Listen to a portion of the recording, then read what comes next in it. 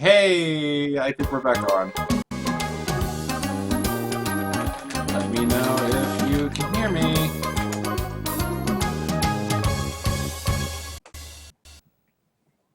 That was interesting. This is... Boy, this stream has had... This stream has been more eventful than some of the past PachiPara streams already, let's be honest.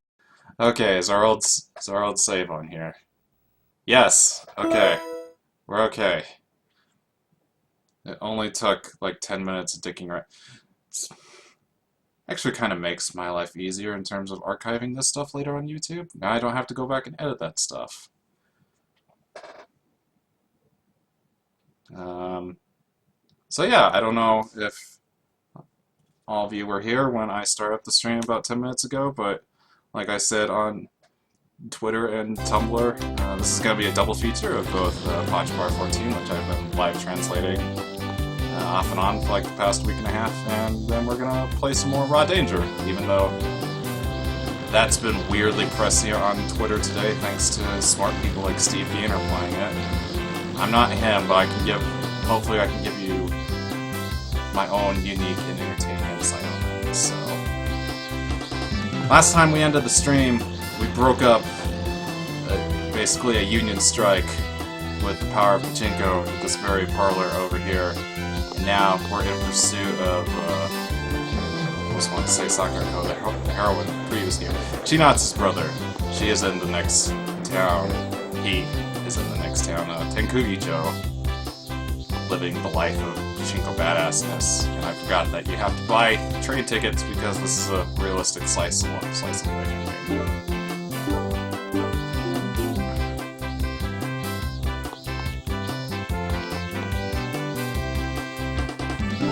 Someone on Yogi said that mine and Steve Gainer's Tumblrs were the sole reason they had no I don't think Tumblr's so bad, but I also try to stay out of those particular frays.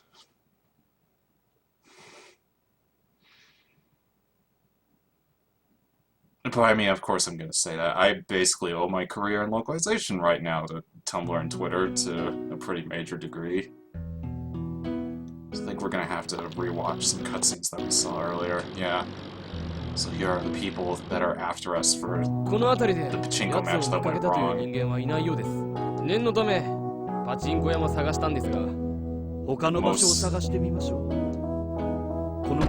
You can't entirely fast forward, at least as much as we would like. The dialogue still likes to play, even if you tell it to just go ahead and advance. Alright. We're gonna make our way to Pachinko Parlor. It's gonna be Pachinko time, really, so it's gonna be bonus game time real soon.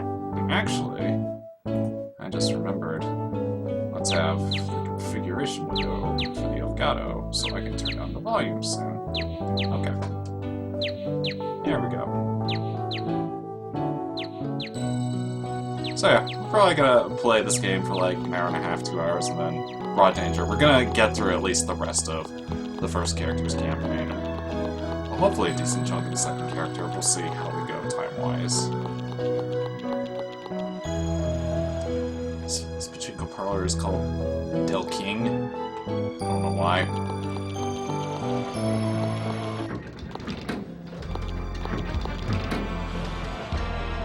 I feel like Pachinko parlors in Japan, I feel like, tend to be pretty franchised anymore. Like the ones that I often saw when I was living over there tended to be, I think, a weird franchisee for like one of the major grocery stores, because you'd always find one with the other. I always meant to look into the corporate relationship with that.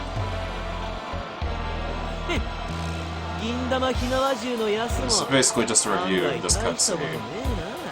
Keisuke has become a real Yankee, and you can tell because he's got dyed hair. He's made a fool out of the guy on the floor who was a minor antagonist in PachiPara 13. And Keisuke is just wanting to climb up the PachiPara ladder quicker than what the ball matchmaker is letting him. So we're just gonna fast forward through all this. And give him the same smack talk that we gave him earlier. I don't think you can hang tight with those pachipros.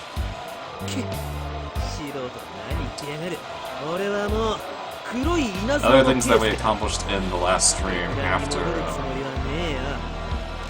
the Union strike. We did another part of the play that we've been part of. That went pretty well. We play as a doctor and we discovered our new persona, Dr. Horse, who I forgot to change into. So I'm sorry about that. And then we went on a bit of a swim date with Sayaka.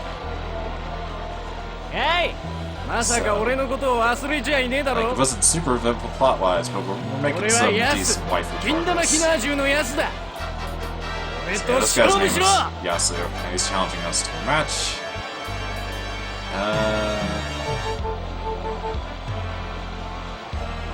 Sure. We'll just agree to the terms. Right. He wants us to bet a little something, so we can bet on joining the Buddha priesthood. We can bet on having to get on the floor and apologize all Japanese drama style. We call that dogeza. I'm not sure if there's a really equivalent English term for that. We can agree to do either of those, or we can do nothing at all. And I want to say that the P is for your experience points in terms of your actual pachipro experience, not like actual currency. Also, I have the stream playing on mute. My window opener. Wait, there we go. We'll do both of them. It's extra humiliating. Oh, I should have checked if I was hungry and stuff. For luck RNG and whatnot. This is only one-on-one, so hopefully this match doesn't take too long. We'll have a bonus game queued up real soon either way.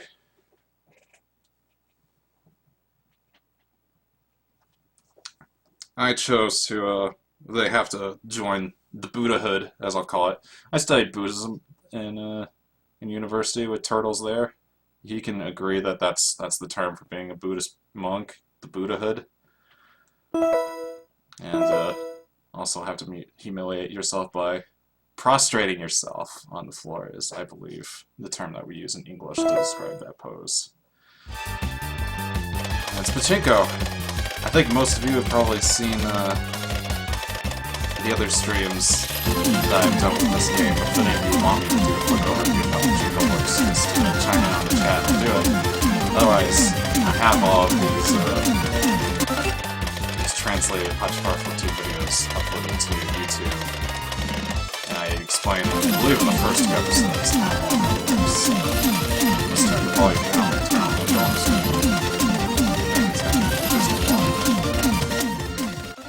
Email is a little bit too loud, yeah.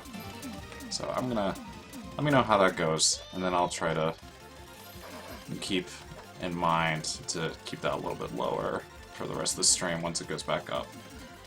So, I got emulator window open. I have to switch to my other PlayStation controller, so that won't get confusing. Alright.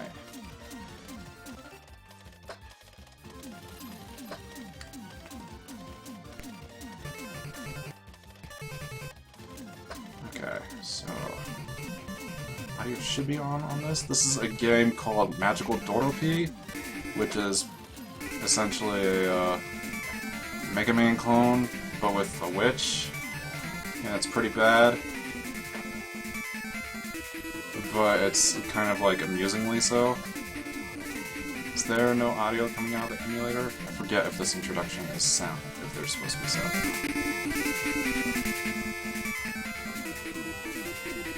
Oh, right. The issue is that I can't hear with my headphones because all I've got is Pachinko. Yes, I believe this is called Crayon Conquest in English. I forgot that this actually came out.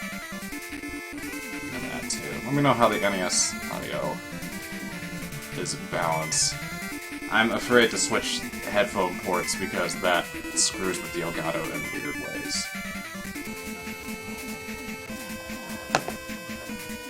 I haven't been reading the Japanese text for this intro, so I can't tell you what the plot is, but I recall not particularly caring for any of the proceedings.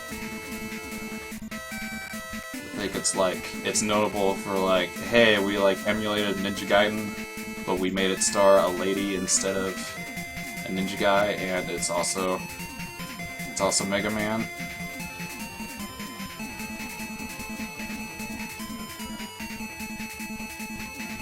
Alright. So we built up our meter. I'm gonna let it go a little bit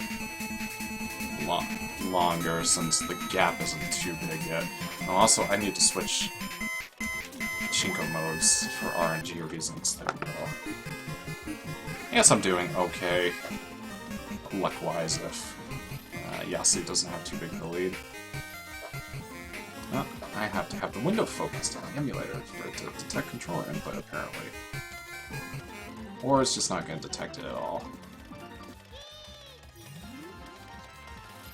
Okay. Let's reconfigure this real quick. Yeah. Huh? Now you're just not detecting any of my input at all. I wonder if I have to restart the emulator. This is a hot mess, this whole stream. And I appreciate you all being very kind and patient with me. Okay, one more time. Magical Dorp, go! Okay, there we go. Now you have detected my controller inputs.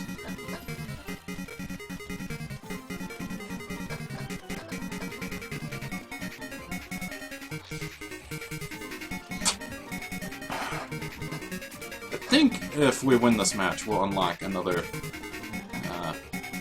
Pachinko Pro power.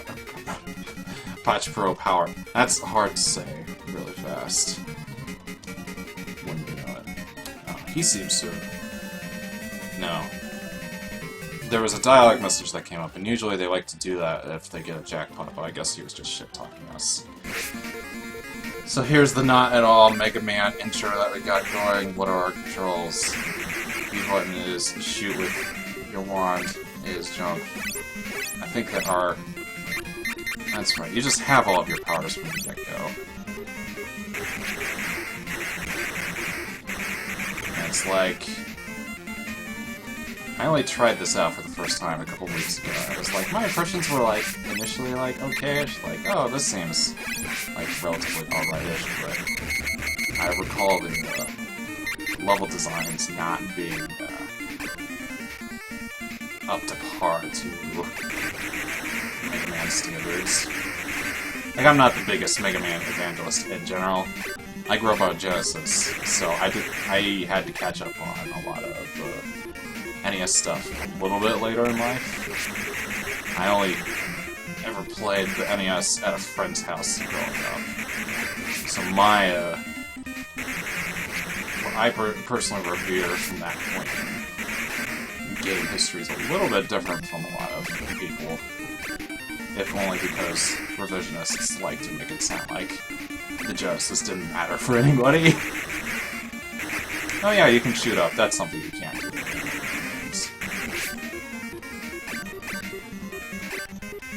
If I recall, this first level is pretty okay in terms of, like, sanity. I think it's the second one where it starts going a little crazy with the enemies and, like, requiring you to... How do I get that power up? I use my broom to go up. Nope. How's the broom work? Ah, okay. Shoot once to spawn it. And you shoot again to make it go. I don't know how you get that ball then. That's okay. I don't think we're... The only thing we're committed is jumping into the spikes and seeing the very Mega Man-esque death.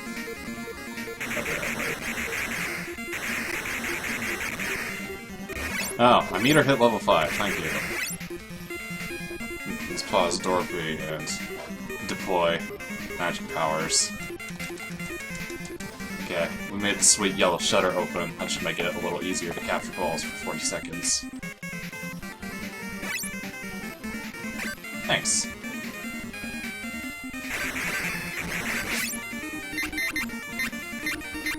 a lot of the time in this game, if your luck's otherwise in good standing, you can get away with and not even bothering to use the powers. But if you've got if you have to pay attention to Pachinko for whatever circumstantial reason, the powers are evidently one of the only ways that you will stay sane. So, bless the people at IRM for thinking of including that much. I think it also, it's an interesting way of adding a character progression arc to the game, like giving some sort of, like, slightly greater meaning to Pachinko than just, oh, you made more money than you used to before. But, you know, obviously at the end of the day, I don't think anybody is going to particularly deny that you shouldn't be playing these games with Pachinko first and foremost, unless you're that type of person that was just going to buy this game with Pachinko to begin with. I will argue that at least some of the more modern machines tend to be a little bit... Okay, so this is where I probably use my broom. Yeah. Level design. Making you think on your feet.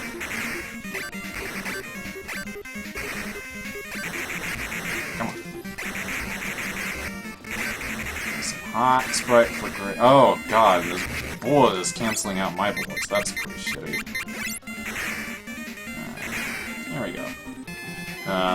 What was I gonna say? Yeah, more modern machines in general are at least a little bit better in terms of interactivity.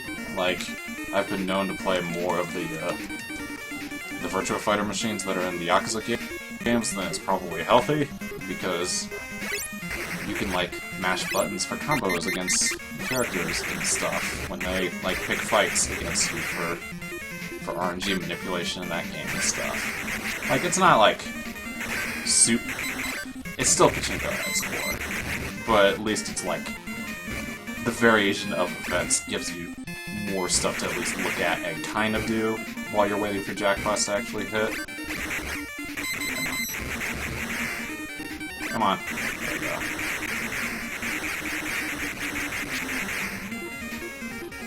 Levels are designed in a way where drop shot would be really useful, but apparently you don't have one. Yeah, I would be interested to read the development story of the actual Dorp meter. Whatever it was, we call it in English. I already forgot. Oh. I'm trying to remember how you do this. I think. No? No. Okay. Oh, I think I remember how you're seeing. Okay. I'm doing this the really dumb way, I think. Nobody's hit a jackpot yet. That's kind of surprising. I hate that the streamer actually made me actually understand. I'm so sorry. Now just imagine being me and like really understanding Pachinko after playing it for 60 hours. It's like a valuable life skill in case you ever have to like go work at a Japanese office and your coworkers are like, God, come on. Come on. There we go.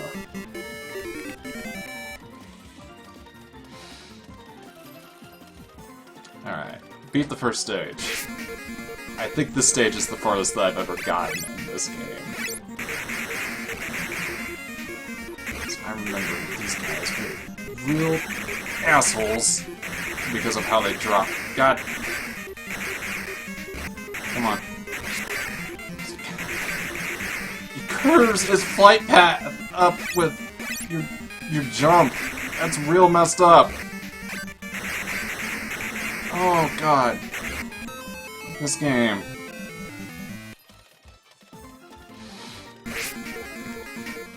Oh, I did hit the jackpot. It shouldn't be too bad. I think... Let's check on the rules. Once I remember which button brings up the menu. Yeah, what are the rules? Need to hit 5,000, I think? Yeah. You have to hit 5,000, so he'll need to hit a few more jackpots before it even gets close. It's not too bad if they get an early jackpot, as long as we can ultimately compensate. And we got one ourselves, so we're gonna be okay. We even got a guy with the mode where we can manipulate the RNG, so things should be looking up relatively okay for us. I'm gonna keep Magical Dorpy on pause so I can pay attention to Pachinko real quick, but we'll zoom in on Marine John so you can watch PS2 era boobs jiggle and stuff as she plays with her marine friends.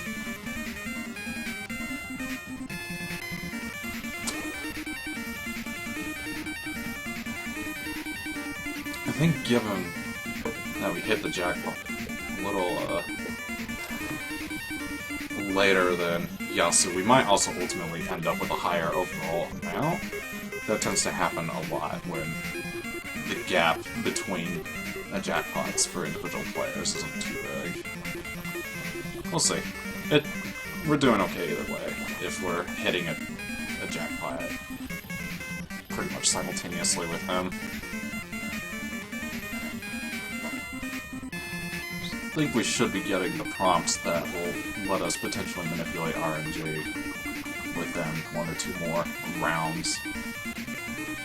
The goal amount is 5,000 balls. So, the number that you want to pay attention to... Okay. So here's the RNG prompt. Left side or right side? I'm a righty, so I think I'm going to go for the right.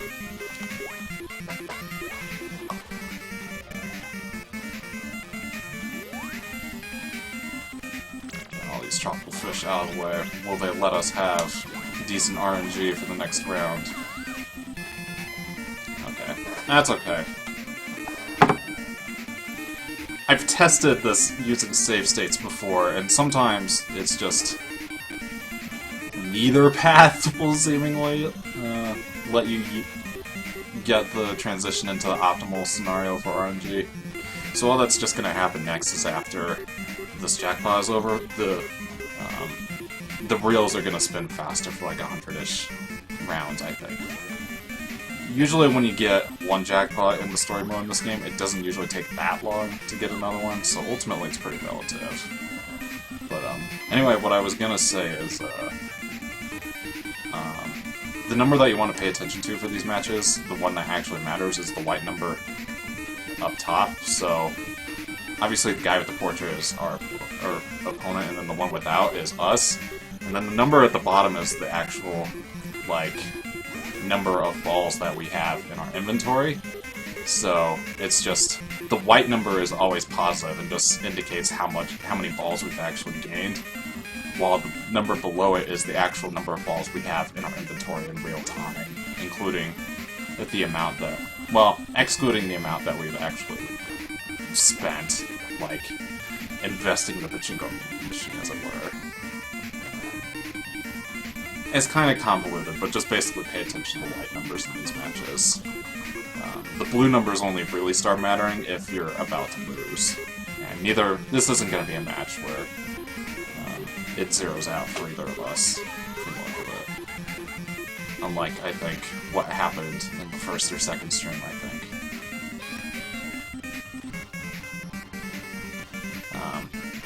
These little vignettes that you can get at the end of jackpots, and this is true for a lot of Pachinko machines as well, they can allude to the state of the RNG. So I think when Mari-chan comes up on screen and says, "Chansu," I think that's just an indicator that you've entered into this Jikaku mode, the one with the faster reels. But there are a handful of others that will indicate more specifically, like, whether you're on like a winning streak in terms of the other mode, Kakuhen, where the actual RNG for when you trigger a jackpot is better, or like if you're about to like hit your max for how many like instances of that you can get in one go before you restart. Pachinko's pretty complicated, is what I'm getting at. I only know as much as I do because I spent an inordinate amount of time looking this shit up on Japanese Wikipedia pages, because what do you know? there isn't a lot of information available in English outside of, like, weird collector forums. Anyway, back to Dorp. Hey, Lupin, how goes it? Ah, now I'm confusing controllers again. I have a PS3 controller hooked up to my computer for the emulated stuff, and then obviously a PS2 controller for PachiPara. And I'm not good about managing internally. Oh, fuck, we're still at the screen, I forgot. Okay. I think we might just... We might have to, I think I might just take the damage sacrifice and go. Because otherwise we're gonna be stuck there for a half hour. Well, probably less, now that we're past the halfway point. Can you fire the broom upwards? Let's find out. I don't remember. Nope. It just fires it sideways. Wait, how do I get past this?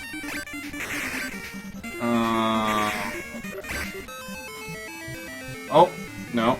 That's not how it was supposed to go.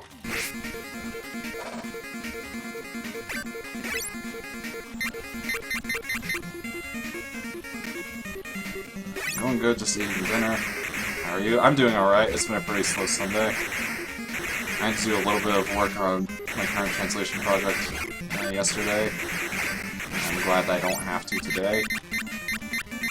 Not working during the weekend is nice, even though I'm always grateful for work in general, because of freelancer complexes. And obviously I'm glad that I have such kind people that indulge me in these bizarre Twitch streams and stuff.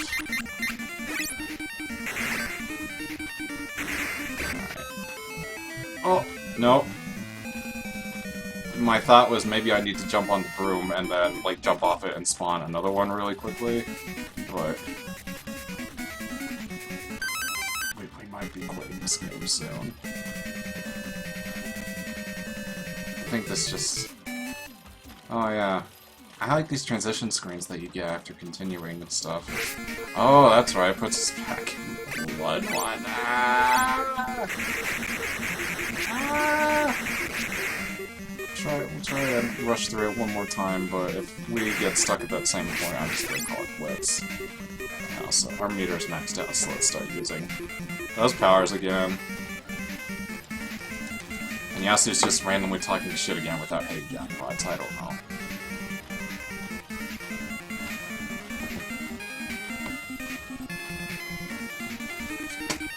I'm kind of surprised that I haven't had any good luck with, I think this is called Mari mode that the machine is in, the one where you can actually hit a button to manipulate the RNG during jackpots. When I was playing this originally, I feel like I was able to get it a lot more, but maybe it's just manipulated by the luck stat. I wouldn't be entirely surprised.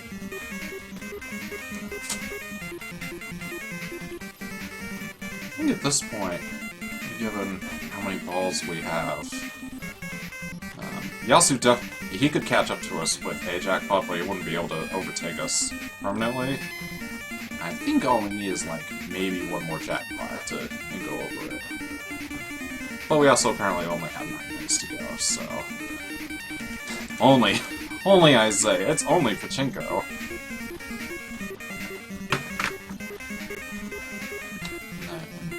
Yeah, looks like we're gonna get one more level 2, so...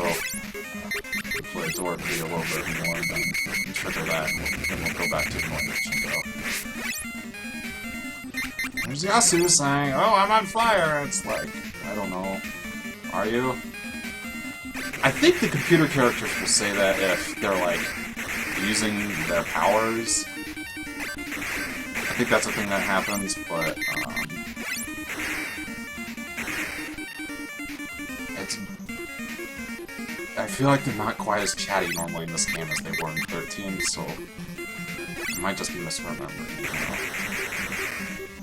Learning these Pachinko strats in PachiPara helped me with Yakuza Pachinko games. Yeah, totally. Like, 99% of the general Pachinko playing principles that you use for these Monogatari machines, that's what the Pachinko machines themselves are called. PachiPara is just the name for Irem's adaptation, quote-unquote, of those machines. Yeah, 99% of the principles for Pachinko that you can learn off of these games can be applied to anything that you find in Yakuza. I was gonna say other games, but I don't think there are many other English localized games that feature Pachinko. Thankfully.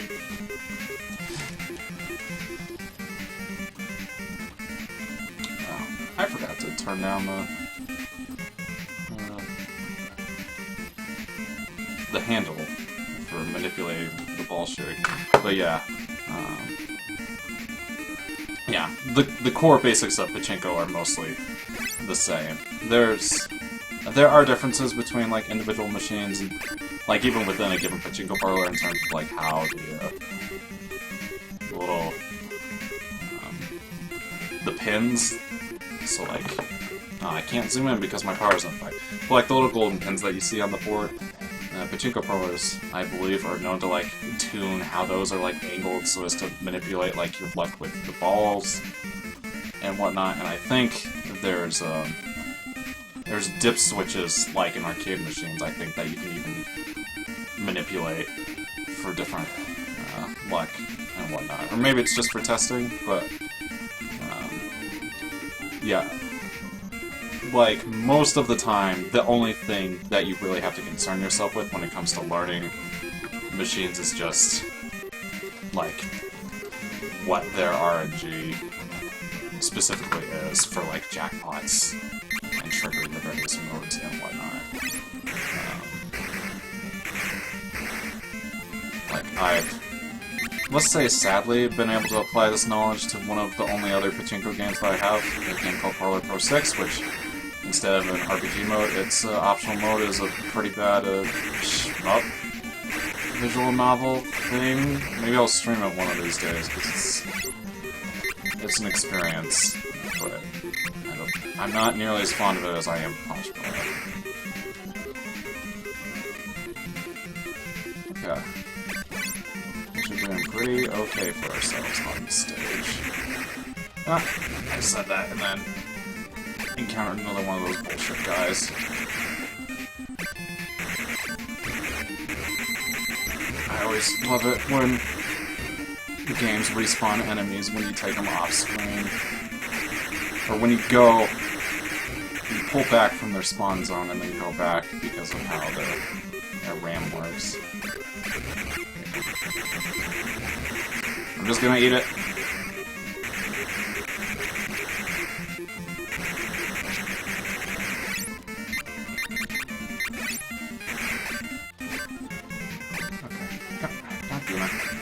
The way that you mount onto this broom, like if you clip into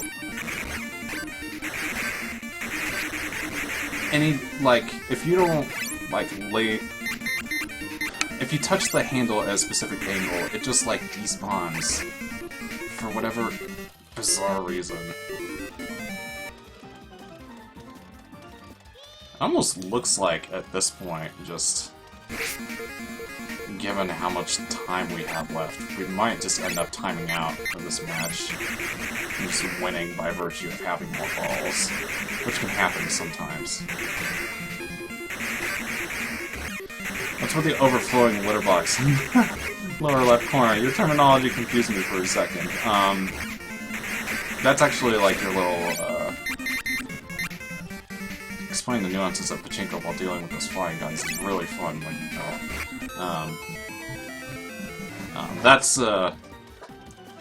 That's just a case of the balls that you've been accumulating, so it's just saying like, hey, you accumulated like X amount of balls, so I guess in this case it's 4,000. I think some games will do like 2,000, some will do 4,000.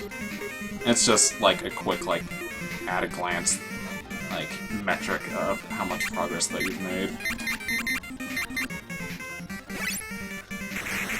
I think I might start calling, or referring to it internally as, well, not internally, as the litter box, though. I like that as a new American Pachinko jargon.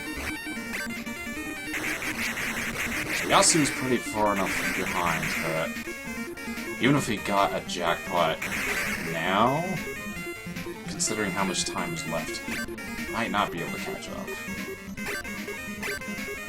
Alright, it's this screen. So let's just... Nope, come on.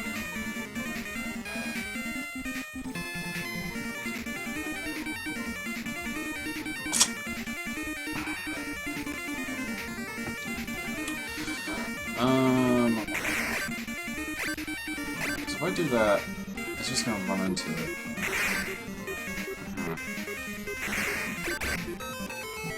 Nope. That was dumb. I should have seen that coming. I was just like, maybe if I shoot again, the room will respawn while I'm still on? There he is, shit-talking again. Keep at the stage until I die next, or this Pachinko match expires. I do appreciate that at least the broom doesn't despawn when you hit, because otherwise that would be an entire nightmare.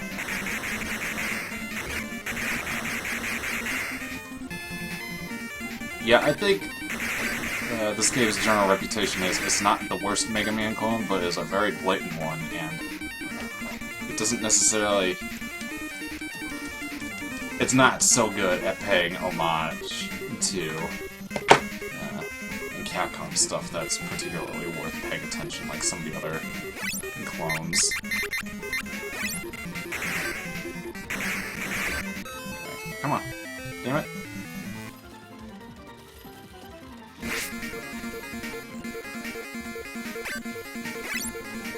We're making more progress in Pachinko than we are in this game. Let's just futz around with. Let's try to get the powers from over. Whoa! Oh shit! That's pretty exciting. That's pretty well rendered 8-bit Phoenix. Made everything explode on the screen all dramatically.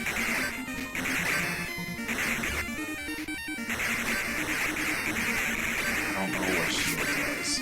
Maybe should I be wearing that when dealing with spike pits? It doesn't really matter. We only got 20 seconds of Pachinko left. Maybe enemies can be frozen used as platform. I think that might be the case. It wouldn't help us with that one screen. I don't think I'm gonna keep playing this to find out. So we timed out. That was pretty exciting. Alright. So let's turn the game volume back up. Let me know how that is. Hopefully it's not as loud as before.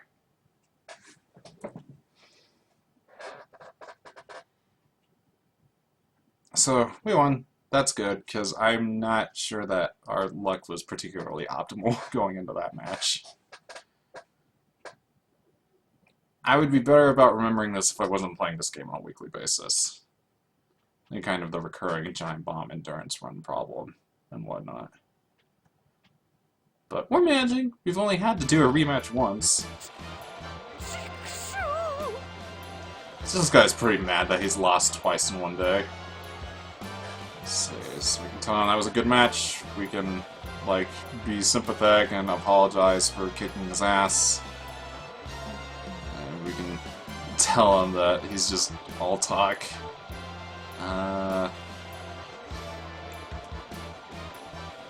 We can mock him for even daring to consider himself a pachipro for such mediocrity. We can just kind of giggle maniacally. Or we can point our finger at him and laugh. Let's do that.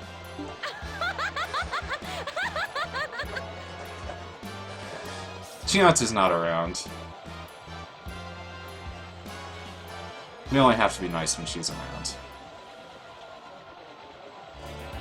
The mean choices, I do believe, influence your personality matrix, so it's like if you kept that up long enough, you would have to go grind, like, the bathhouse and stuff to, like, make yourself not an asshole again.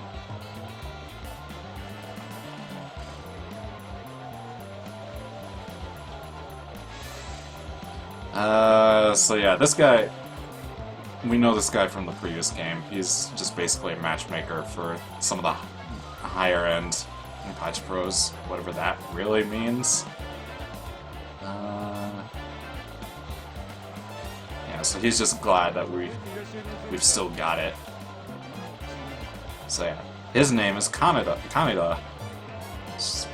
You know, it's Pachinko. The first kanji is money. Pachinko's about money.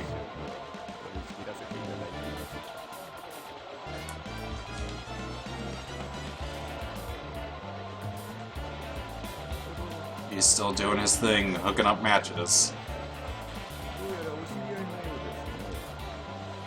He's noticed that we seem to know Keisuke. So you can tell him we want to make him quit being a pachipro. You can tell him that we want to do a pachinko match with him. Or we can ask him out on a date. I think Keisuke's only going to be reasoned with if we kick his ass in pachinko, so we'll just be frank.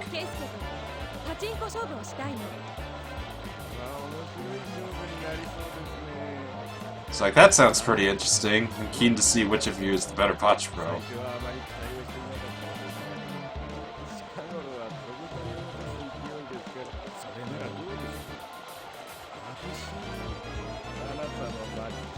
So he's offering to handle setting up that match for us.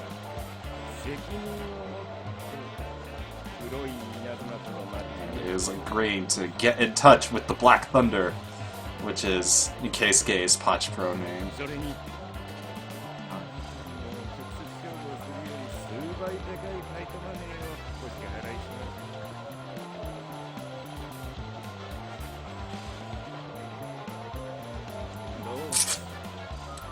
It seems like the payout is going to be better than usual if we win.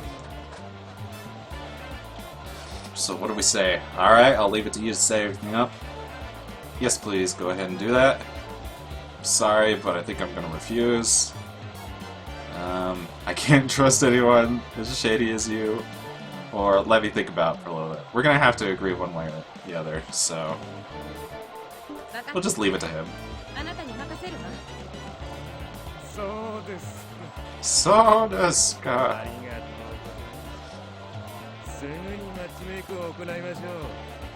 So our match is gonna be tomorrow night. I think it's gonna be afternoon when we leave the parlor, so we've got some time to kill exploring Tenkugicho, New Town. We got some more Shirabado, which is just basically our XP for being a badass pachipro. And we got a new power from Yasu. The Burning Soul. What does that do?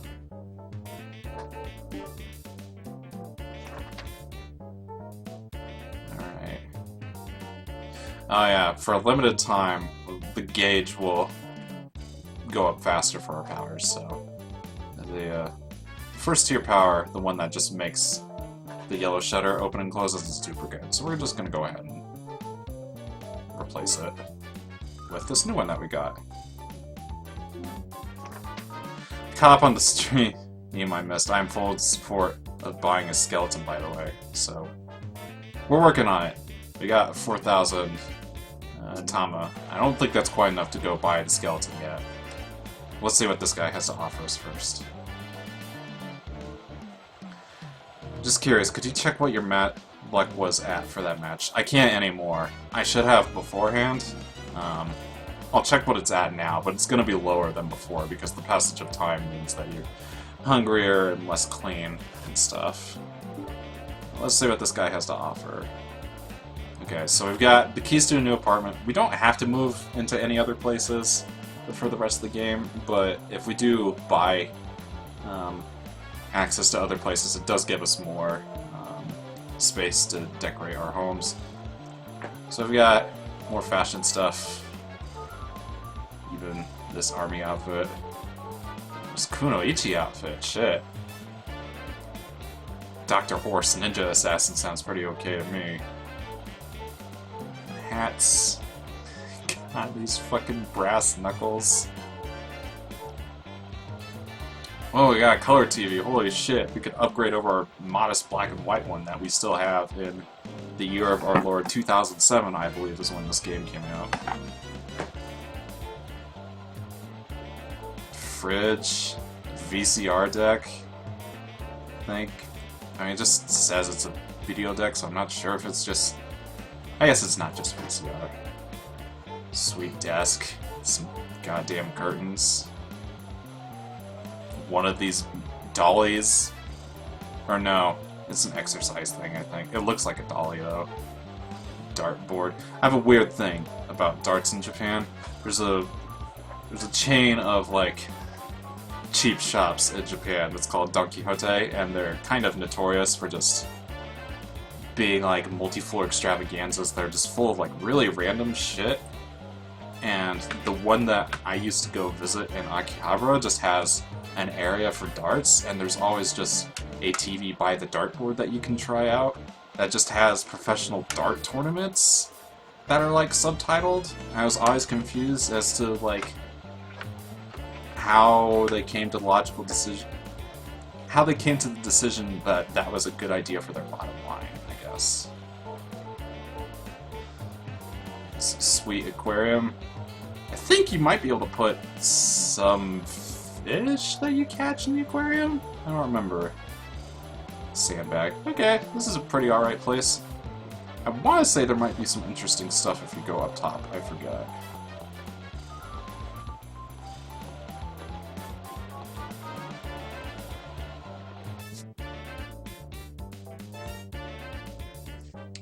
So our luck right now is 32. So, and we're pretty hungry, but the fact that our luck isn't entirely bottom out means that it was pretty good going into this match, so... Is there other NPCs, and there's just this guy at the counter. I think it's gonna be maybe the same offerings as before. Yeah, okay, it's the same offerings. When you find other NPCs at Pachinko parlors, sometimes you can challenge them and you get some of the optional powers through them, too. I'm being really careful when going through these dialogues to make sure that I'm not accidentally triggering a fight, like with this guy right here. So it's like, on purpose that the Pachinko portion of the game seems so insufferable, especially compared to everything else, or is it just a case of needing to technically have Pachinko in it? I would say it's a case of them needing to have Pachinko in it. This whole PachiPara Roku series, there's a longer history to it than just these open world games, but basically the history of the open world installments is that Kazuma Kujo, the guy who made, I mean, he's not the only guy. The main creative force behind Steamboat Chronicles and Disaster Report, he was like... I remember a time when Pachinko games used to have these alternate modes so as to be a better value proposition, maybe draw in like people that don't typically buy Pachinko simulators, so let's try that again on the PS2. And they did well enough with the first installment that they just basically built on it until the pinnacle of this final game that they did that. So, this is another character from 13, Inui. He's a major character in that game, and that early on he saves your ass from losing really badly to the main antagonist of that game, and you owe him a lot of money for it. And now he's just showing up, being like, look at me, I'm an anime badass. So we can ask him, who the hell are you? How do you know me? Or, I feel like I know you from somewhere.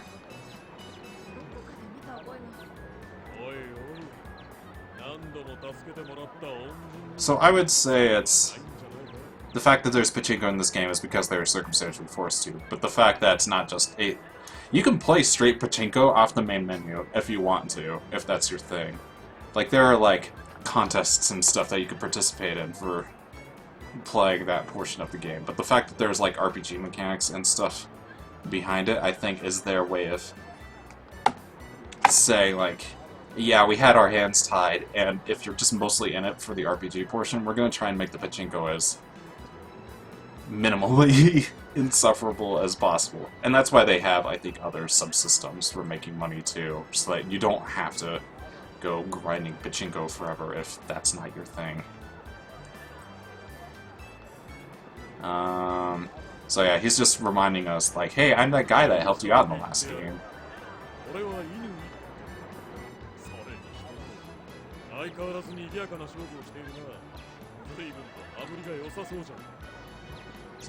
So he's kind of the senpai character that keeps an eye on us from afar. He notices that we're still up to our old tricks, getting into heated Pachinko matches.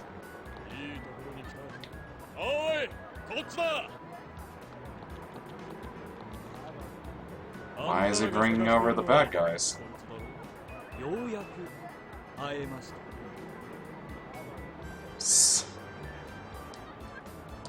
So yeah, he has seemingly sold us out, and we can say, you sold us out. Or we can tell him, like... Or we can tell these people, I think you've got the wrong guy. Yeah, Inui's just basically a troll, too. I don't know you guys, or we can just take off. None of these let you be particularly subtle. We'll go for this one. I don't know you guys.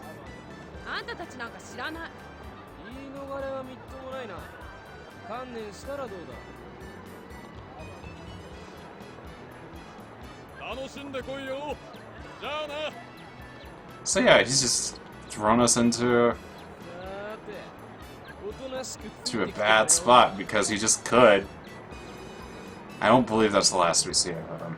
Normally he's not quite so much of an asshole. But he's just kind of, he's basically chaotic neutral.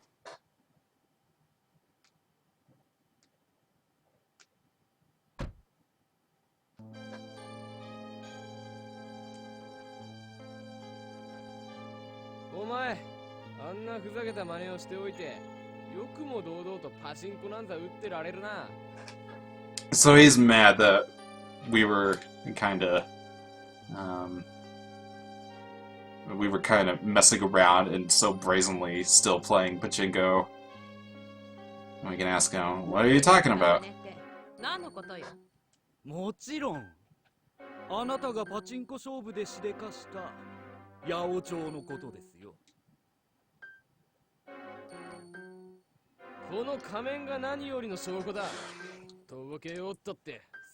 He found the mask that we wore at the Pachinko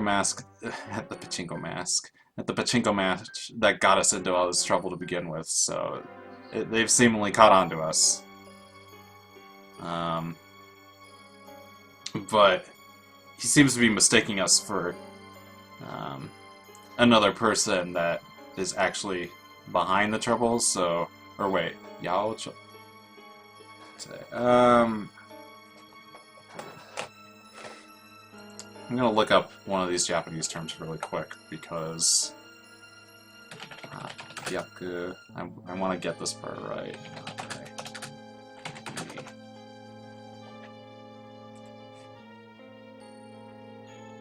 This is why I'm a translator, not an interpreter. That's right, so... yeah, he's accusing us of fixing that game on the ship that we got thrown off of, so we can say, we didn't do anything wrong, we weren't trying to fix anything, which is true. We can claim that we don't remember anything, or we can just try to ask for his forgiveness, basically. I'm just gonna assert that we didn't do anything wrong.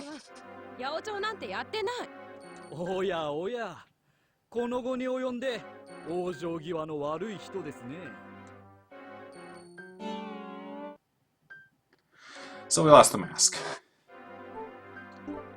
Now we're gonna ask them what's wrong with them, or who they are, rather. They were hired by a certain somebody to track us down. So what are you planning on doing with me? This doesn't have anything to do with me, or we can just say, I'm sorry, and like cry and try to get their pity. What are you planning on doing?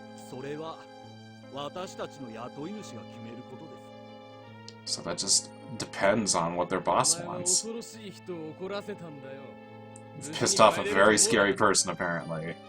Don't think they're gonna get away with this scot-free. There's a mysterious lady outside the window. Chotto yoroshii desu ka?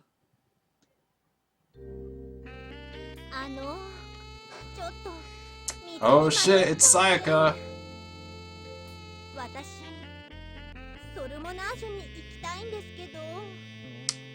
So apparently she's lost and needs help going to Soul Monage, I guess, is a place. But she's saying it in a sexy Japanese lady voice.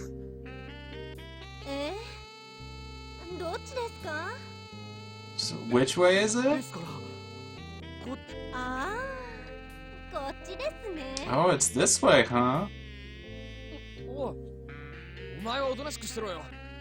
He's like, don't be distracted.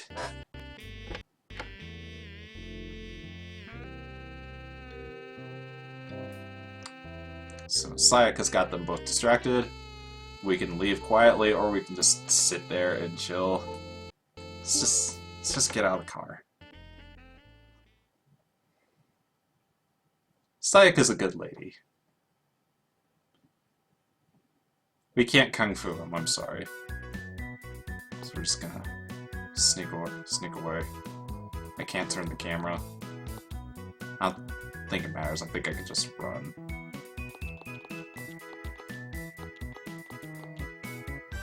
Alright. We're getting our kimono wet. Let's change it to our Dr. Horse outfit. Make our getaway even more dramatic.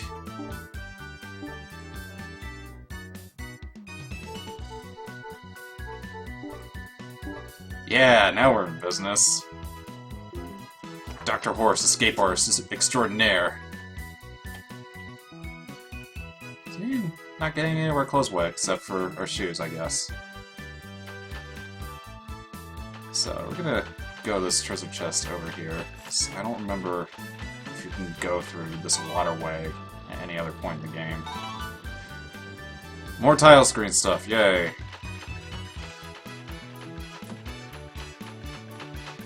The only one I'll ever get excited about is when you can unlock the raw danger motif for your pause screen notebook. Alright, keep going. Yep.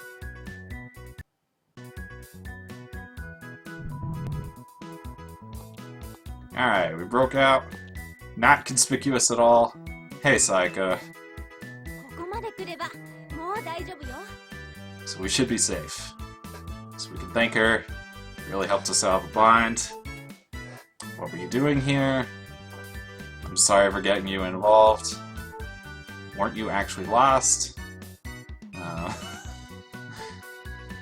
My heart was starting to pound when I saw you, Sayaka. Like, kind of in a... Like, this is supposed to be a kind of flirty line. What are you doing here?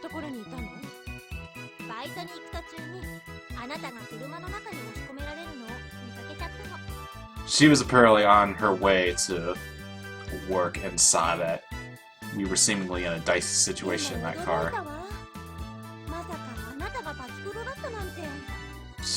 Cat's out of the bag. She's found out that we are pachipro. She's pretty surprised about that. Like, yep, you got me. Do you hate me for it? Oh, what are you talking about? No, it's not like that. I swear I'm not a pachipro. Yuri is pure love, but we're going after Chinatsu for this run. Just play it straight up.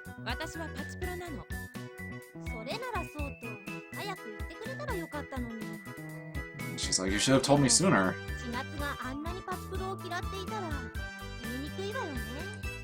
But I understand why, since Chinatsu isn't so into pachipro. It's because of old familial history and whatnot.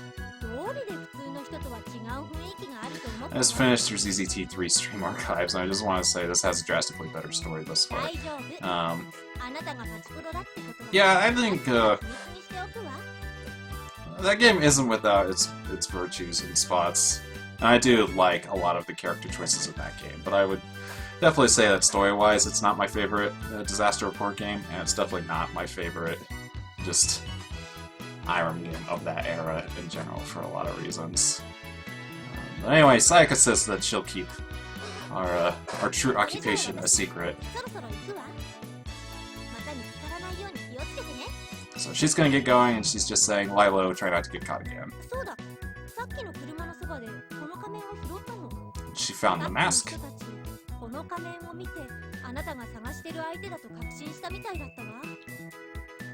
She's like, I noticed that those guys seem to figure out who you are because of that mask, so... And so... she's gonna go throw it away, because obviously holding on to it isn't gonna do anybody any good. Peace out. Thank you for watching those streams. I'm always flattered when people go back and look at my older work. I guess I'll put that in quotes. I never actually put out a translation patch for that game per se. And obviously I kind of flubbed part of the ending for that game because of how tired I was from streaming it. So yeah, this is Tenkugicho. It's one of the more open...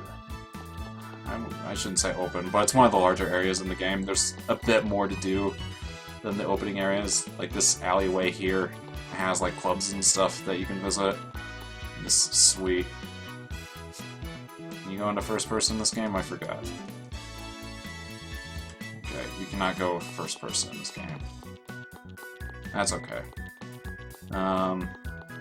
Yeah, and there's just like a bunch of shops that you can go visit and stuff.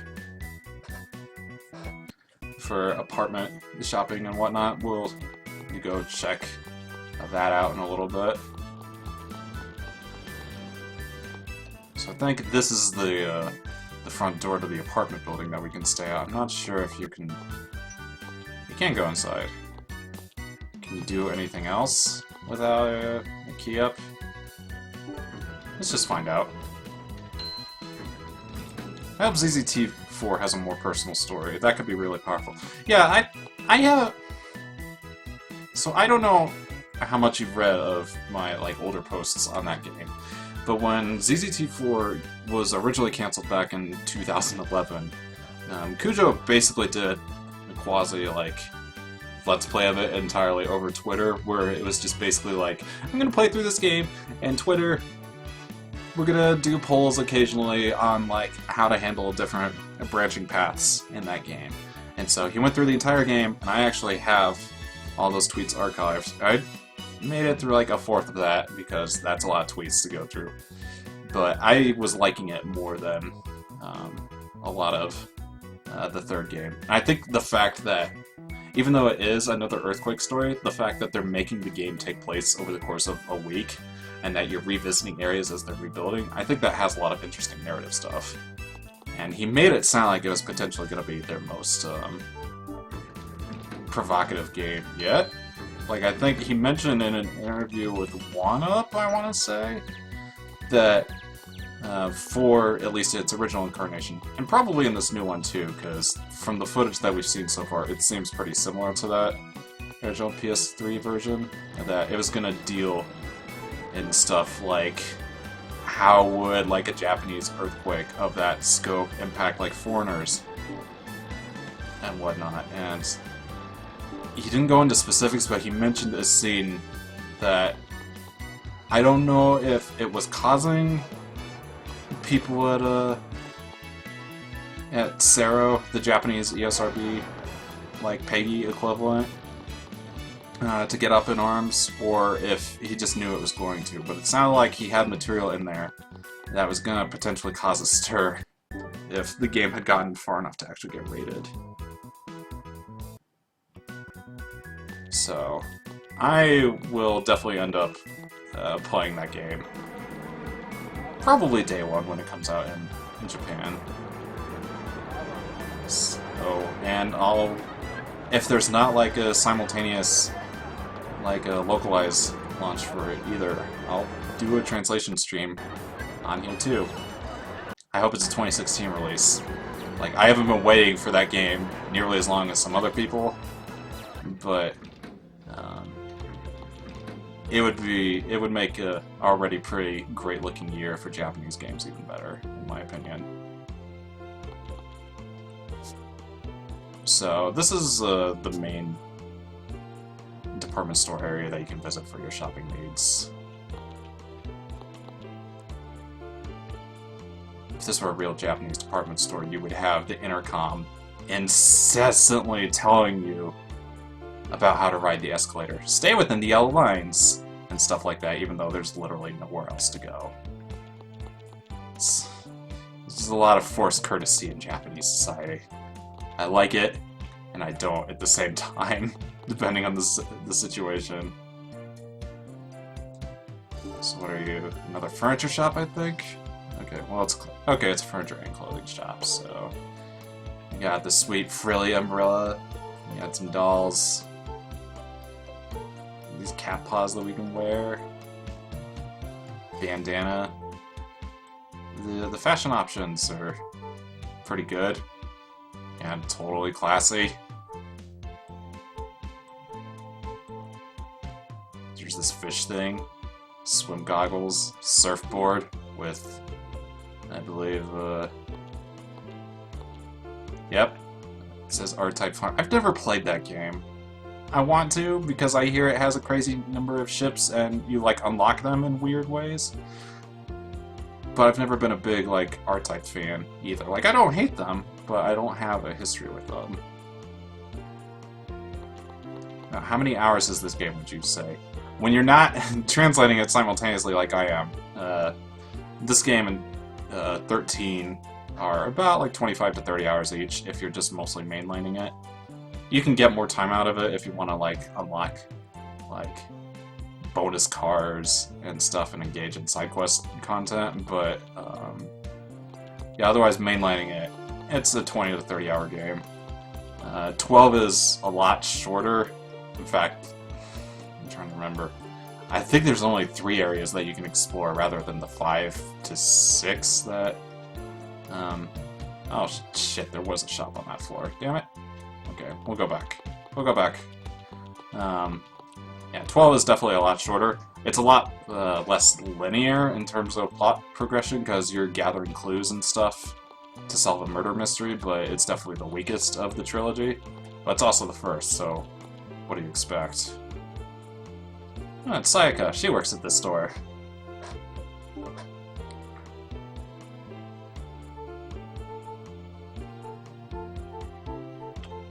Got a little bit of money to spare. Yeah, so you can get like makeup and stuff that you can change it. And mirrors. So let's get... And we haven't been running around in the Dr. Horse outfit for too long this stream, so I'll stay in that, but we'll probably come back here eventually.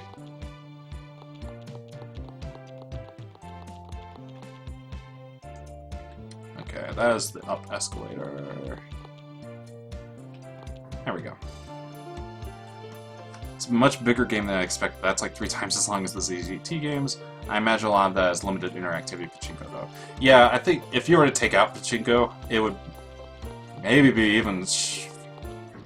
I would say probably a longer game than Disaster Report, but probably shorter than Raw Danger, if I were to guess.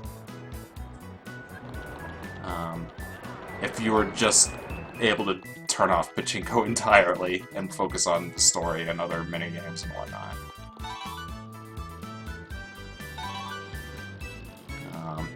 We'll explore some of these other shops too. I think you can unlock another fishing line somewhere in this district, if I'm not mistaken. This is also one of the major dating areas that you can go to as well. There's clubs and whatnot I'll go visit in a little bit. So you got a lot of food options. You got this burger joint. I think you actually visit this place for side quest purposes at one point, I want to say. Since they're not McDonald's. This area and the next one are basically the 2 big areas that you spend most of your time in once you've got them unlocked. Not gonna eat quite yet, because we don't have to play Pachinko right now. There should be a cheat to insta-win a battle. But there are Game Shark codes and whatnot that you can activate to achieve that, which I would totally recommend doing if you end up playing this game yourself. It's certainly an educational experience if you actually want to learn the ins and outs of Pachinko, but if you're just in it for the story, I would totally suggest looking up those codes. Maybe I'll post them sometime on Twitter and Tumblr and whatnot. I don't want to buy anything yet. I think that place is Iron Burger. I'll go look at it again. Yep, that's Iron Burger. It even says Iron Burger in really low font. Ish. Really low resolution font.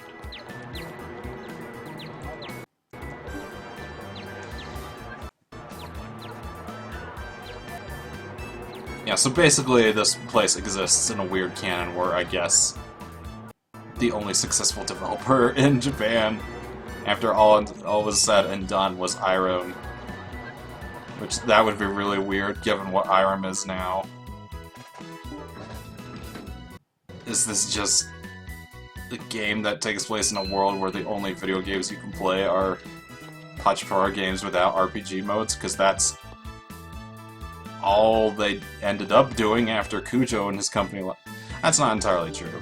Some of the 3DS PachiPara games actually revived the side story mode concept, but it was just a visual novel. I've never bothered playing them because they seem really soulless compared to these games. So I just went up to the club that's currently closed right now. That's one of the major dating spots. I'll go back to it really quickly when it's nightfall to unlock it as a date spot. Go eat this Chinese place.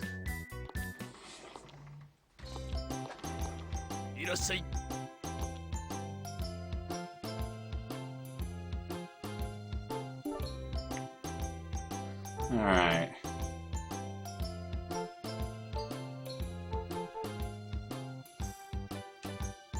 So, I like mapo tofu. It's like a pork dish with turkey. With tofu and stuff. And, that'll probably fill us up. I make mapo tofu a decent amount when I'm in Japan. And now we're full.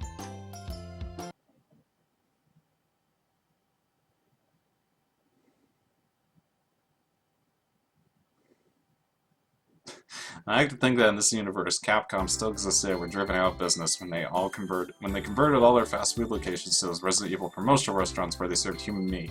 Like the health board came and shut them down. Irem's Burger stock shot up.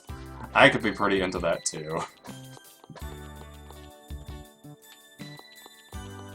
I'm glad we have this stream so we can keep inventing this fun historical canon as we go along. And this Dr. Horse persona and shit. It's a good time. I'm glad we're here to share in this experience. So I think we've still got time to kill evidently, so I think we're just gonna kill it by doing some quick fishing. I should really look up how to unlock the bike at some point. I don't remember how you do that. You don't serve human meat, that's the Irem difference. Japanese capitalism is brutal enough that I could see... Well, usually it's not that brazen in terms of ragging on the competition, but I could see that sort of cynicism working to pretty great success.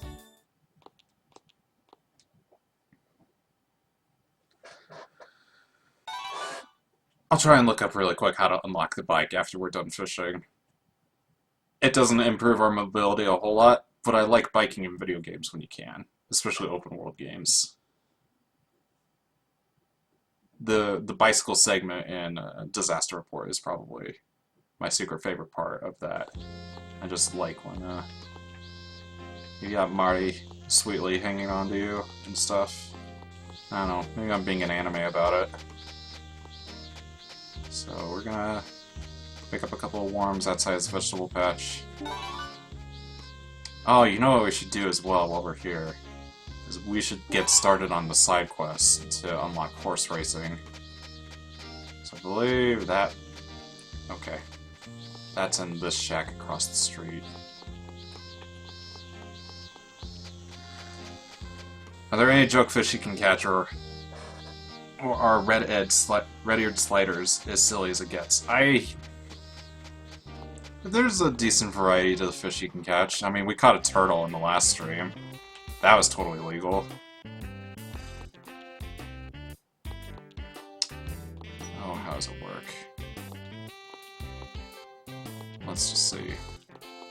I don't remember entirely how the side quest goes, so...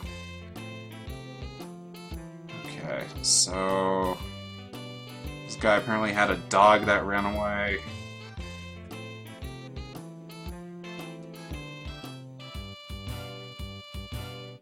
And the president of the company's gonna get mad about it if there isn't anything done about it soon. The dog apparently likes croquettes. And so if he could have one to just put out somewhere around here, maybe the dog would come back. So let's try and find a croquette real quick. I'm trying to remember where you get that in this game. Dr. Horse finally returns home to her strange family. I didn't even realize that, but yeah. That makes it kind of fucked, though, doesn't it? Like, Dr. Horse is, like, working on this to unlock horse racing so that she can gamble on her own kind. Alright. So... I don't remember exactly where you get croquettes.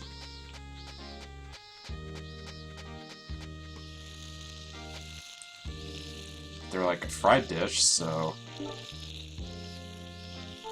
But you can't carry anything out of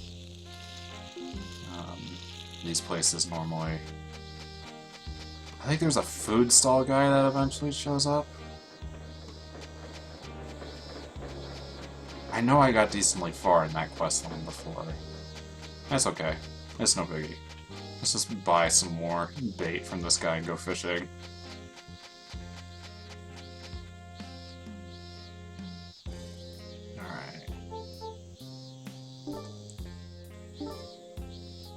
Alright, we got a decent amount of money. Let's buy some fancy bait. Yeah. Alright.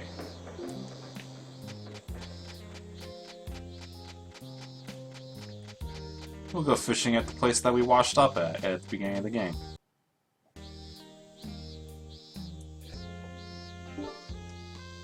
Alright, we'll use the good bait. And we're just gonna relax. We're not gonna do it to pass time quite yet.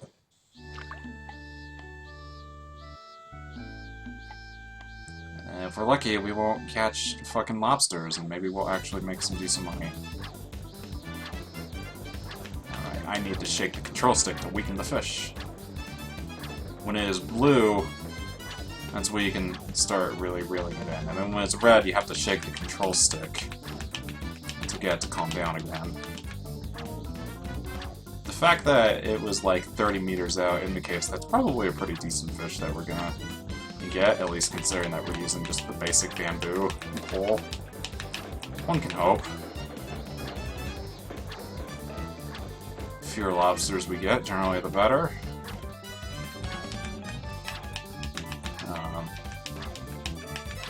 I think I mentioned before, obviously, fishing can be influenced by a lot of factors, so like, what you get is influenced by, like, what your luck stat is, so it can be influenced by, like, your hunger, it can be influenced by the time of day, it can be influenced by where you fish, and what you fish with, and whether you choose to do it casually, or just a little bit. And we caught an eel, but we don't know the name of this fish yet, so it's just a skinny long fish, is what we're calling it. Do I know how to get a better pull? I just have to go talk to NPCs. Some of the pulls, the really good pulls, I think you have to buy late in the game. But you can make a decent amount of money just with the base pull, too. So another 30, or hopefully that means we're getting an eel. I think they're pretty okay in terms of profit.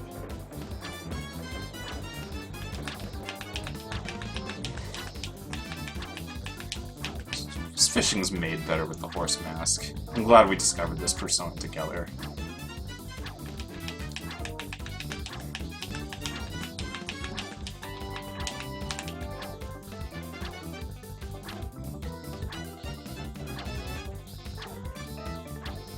So yeah, that's the fishing system is entirely different from 13, which I found to be really interesting. It was like, so most of the environments in this game are pretty much lifted a whole hog from a 13, even though some of the like individual buildings and whatnot you can explore are different. Obviously the Pachinko is like 99% the same, except for the machines that you're playing on. And we got another skinny lungfish. But, the fact that they found time to change the fishing minigame of all things, I always found to be pretty funny. So, we'll do this 2 more times before we move on. Like, it's not like a super deep fishing game, but it's serviceable, and it's a decent way to make money, so that you don't have to play Pachinko. And it doesn't take too much time either, hopefully. Fingers crossed that we can get hopefully a solid like 5,000 Tama out of this.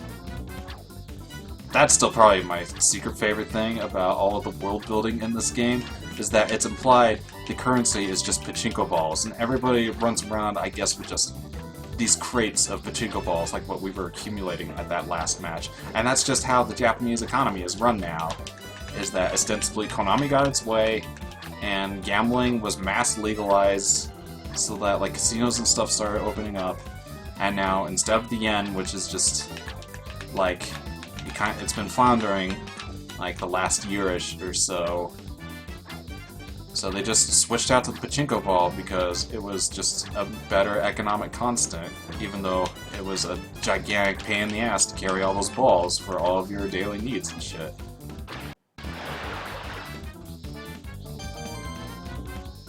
Just getting a lot of eels. Alright, so one more round fishing casually and then we'll do it. We'll go into the mode where you actually pass time.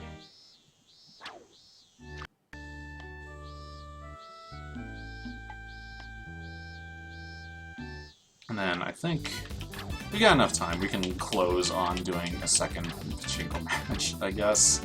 However excited that might be. I think there might be some interesting drama stuff that shows up at that match with Keisuke, so... Floundering. I didn't even realize... I'm not...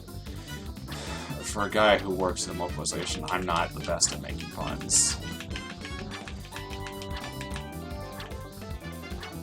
You come back when it's raining and you can catch the goods. Man... I don't find Persona 4's fishing mechanics to be, like, generally bad, but getting the Guardian is such a fucking grind, especially in terms of what you have to do to not lose bait each time, and just the inherent hassle of, like, gaining that muscle memory for, like, what types of vibrations indicate what sorts of fish and whatnot. Alright, lots of eels. Okay, let's see what happens when we fish until nightfall.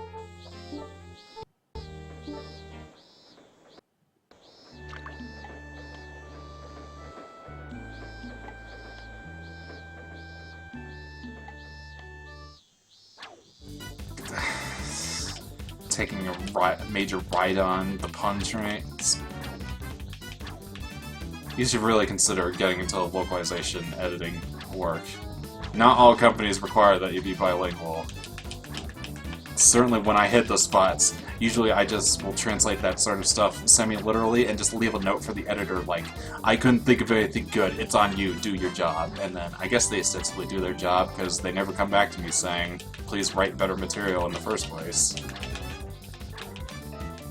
Sometimes I do pretty okay. hopefully, in some of the games that I've worked on, some of my puns have survived the editing on the client side, and we'll... Ah, the fish ran away. Oh well. We got 4 eels.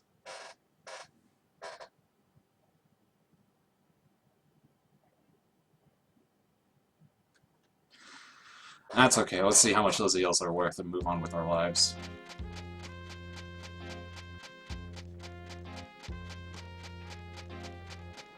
Is the video sync and whatnot doing pretty okay? I think I set it to basically the settings that I used to have before when, like, I was playing, like, Persona Dancing All Night and stuff. I just hadn't bothered with setting it back up for these last couple of streams since there hasn't been... There's not... Lag doesn't matter for this game nearly as much as those games. Stream is fine for me. That's good. That's good. I'll just probably try and keep these settings from now on. I think the only reason why I even lost them to begin with is when you do a new profile in OBS, it doesn't keep your existing settings for stuff like the video capture and whatnot.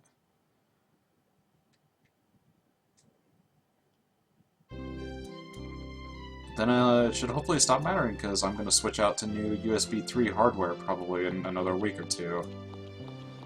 And it's the stuff that I'm getting is based on Japanese hardware that's supposed to be really good, like to the point where you can actually play like console games in the preview window by and large, so that should be pretty exciting. And then hopefully we can go back to doing like 720p streams.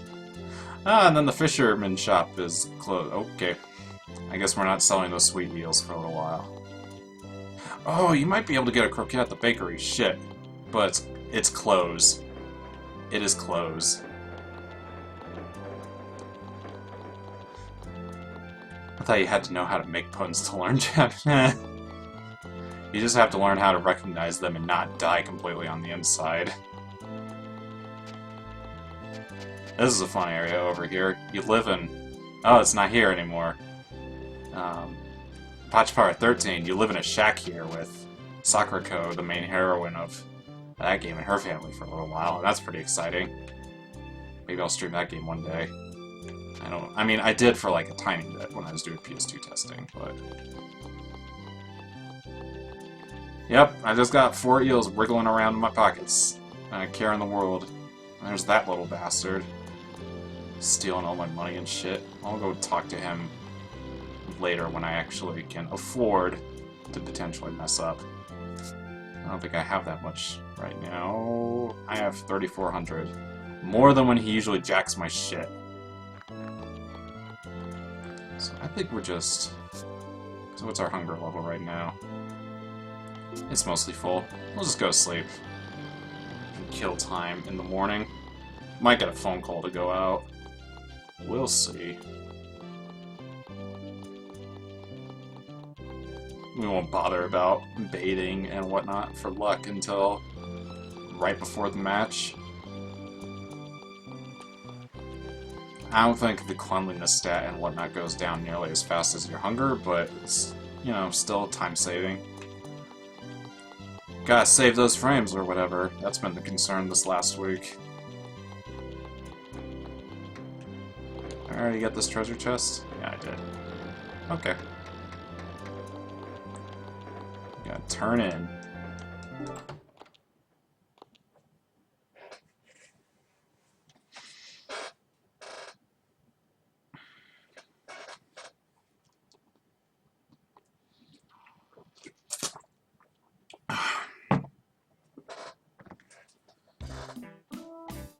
Okay, no phone call. That means we can just sleep for the night. So, for those of you that might not have seen some of the other streams, this is our apartment, and you can spend your winnings decorating it. So, we're poor, so basically all we've done is put plaques of all the fish that we've caught and identified so far.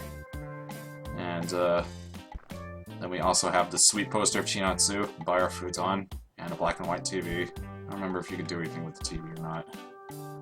I guess not. You can lie on the futon, or you can just sit on it casually. But, yeah, we're just gonna go to sleep for the night. save our game first. I don't think they'll allow PachiPara at GDQ. I have read, I think, there is apparently a way to game the RNG in this game in terms of when you use your abilities. I keep meaning to clarify that so that we can make the Pachinko sessions go a little bit faster potentially. But I guess there's apparently a way to get jackpots, like pretty much stack them even without like necessarily just having ideal luck and whatnot. I've thought more about speedrunning this game than one probably should. I mean, it probably wouldn't be the most riveting. I think it'd be a good, like, dumb, like, hey, we have an hour to kill game. Let's play something that, like, 150,000 people haven't heard of because it's fucking Pachinko. Okay, so it's light out. We're gonna go to the bakery first thing to see if they've got croquettes, so we can give it to the guy to get the dog back, so we can start gambling on our own people further down the line.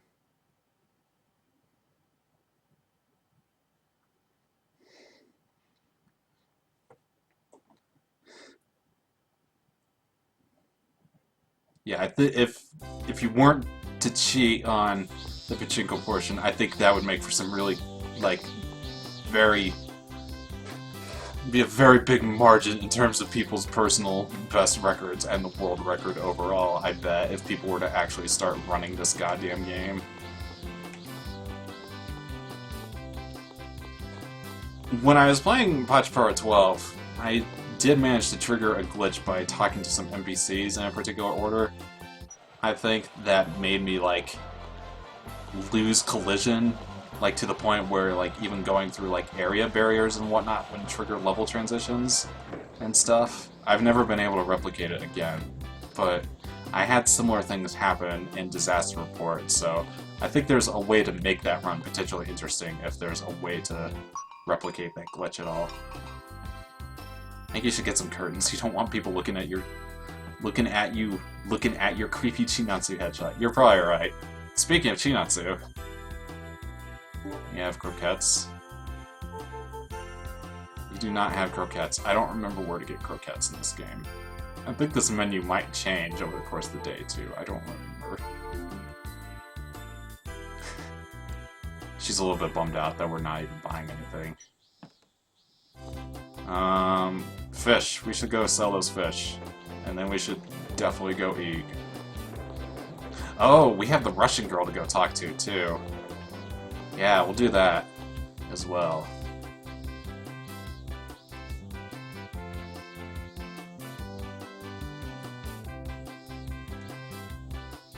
Apparently this guy got some sweet...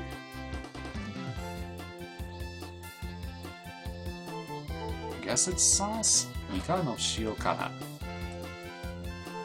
You got this exciting squid stuff. Yo wata to shio de shio kono. Huh. Whatever. I just want to sell stuff. Okay, that's not bad. 11.50 an eel, so we got 4 of them. Okay, we're slowly getting in business. Oh, wait, was I I don't... I think I forgot to talk to the old guy who would actually identify those fish for me. Damn it. Oh well. Let's go eat. I was gonna go this way because the guy that teaches you Russian is in the high school area.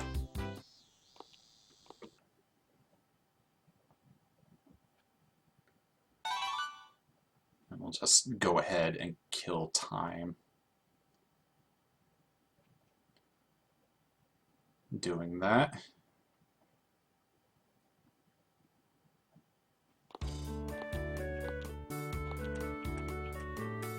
Probably not know. I think I've mentioned this before.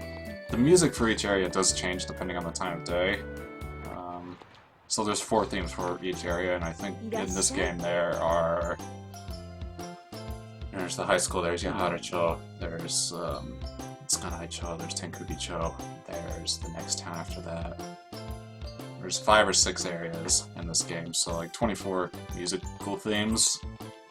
They're all pretty alright for MIDI. I always thought that was a nice touch. And the early morning, especially in some areas, I legit really like. So let's get some katsudon, because wait, what is my hunger level right now?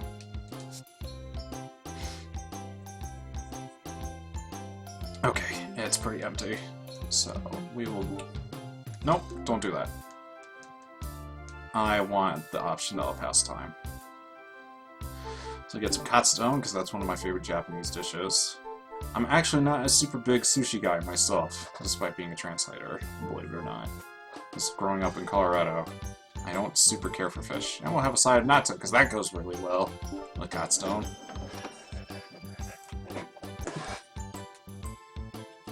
Okay, so we're still pretty hungry. We'll eat a little bit more after the transition.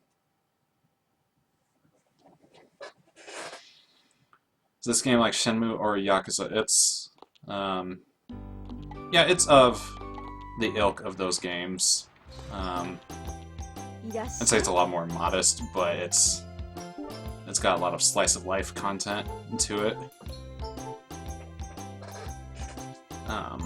I would say it's even less accessible than Yakuza in Japanese, because unlike Yakuza, you can't avoid the pachinko content in this game. But I think if you're a very specific type of person, there's a lot that this game has to offer, even despite that. Okay, we're full. So we're gonna go talk with the Russian exchange student. Do that side quest. And we're just gonna walk on the road as Japanese people sometimes do. I haven't seen any lucky hit yet, but I'm not ruling it out. You probably should. I don't want to leave you hanging for another 20 hours if that's ultimately what you're hoping to get out of this game. There's a decent amount to do in this game for a game of this budget, but there ain't that much. Okay, so we gotta get in the way of her or else she's not gonna stop. Okay, come on, hi.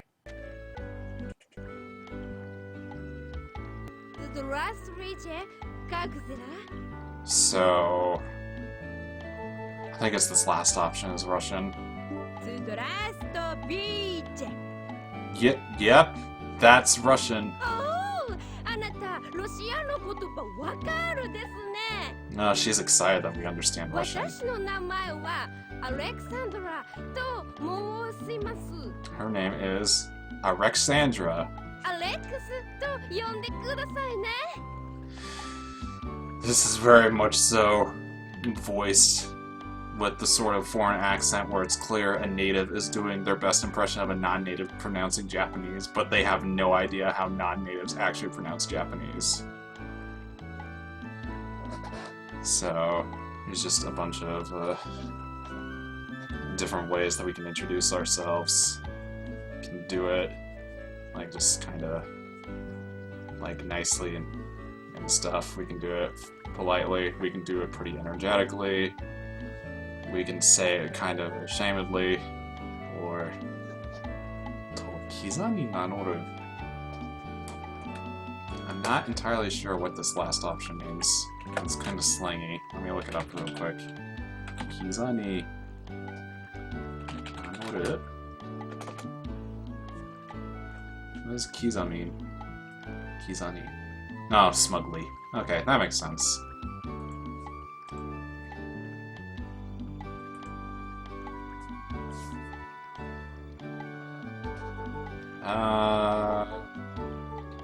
Do it energetically. We're fucking Dr. Horse.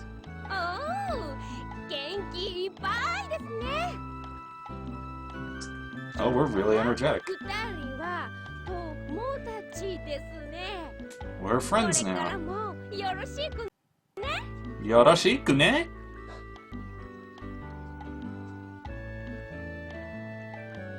We are apparently her first Japanese friends.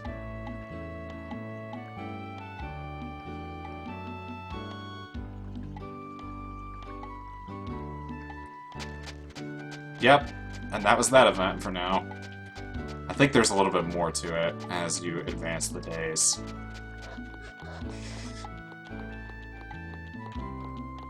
Yeah, I didn't realize that, like, she can technically speak really heavily accented Japanese, but she'll only do it at you if you try to speak her language really poorly. That's not how it really works in my my experience is a little different. Sometimes people will try to speak English at you in Japan, even if you speak the language. Well, that's not fair. People will usually only try to speak English at you if they think you can't speak Japanese at all, and that mostly only happens in really touristy areas where, until they talk to you, they can't entirely tell one way or the other. Katakana is used to indicate an accent or an unusual way of speaking, right? Like, there's no hard and fast rule about it, but technically that's the case. Hello, Candyman. Thank you for joining us on our mystical adventures as Dr. Horse, Pachinko. I had something witty, but then I lost it. Pachinko purveyor extraordinaire or something. Still need to get that croquette for the dog. It's a new time of day, so we'll check up on the bakery again. How extensive is the map in this game? Can you enter all/most of the... You can enter most of the buildings, yeah. And as you can see here, obviously there's loading transitions between areas, but otherwise there's not a loading transition for individual buildings, basically, which I like. Yeah, so the menu does change depending on the time of day, so I'll keep coming back here, because I'm pretty sure either evening or nighttime. I guess evening is the last time that they're open, is when you can get the croquette off of them, because I can't... Or wait, it might be one of these dealers too. So your meat, or no, your vegetables, your meat. Croquettes oh, okay. You buy croquettes off this guy. Works for me. Okay. We finally resolved that. So let's go give the croquette to that one guy so we can get his dog back.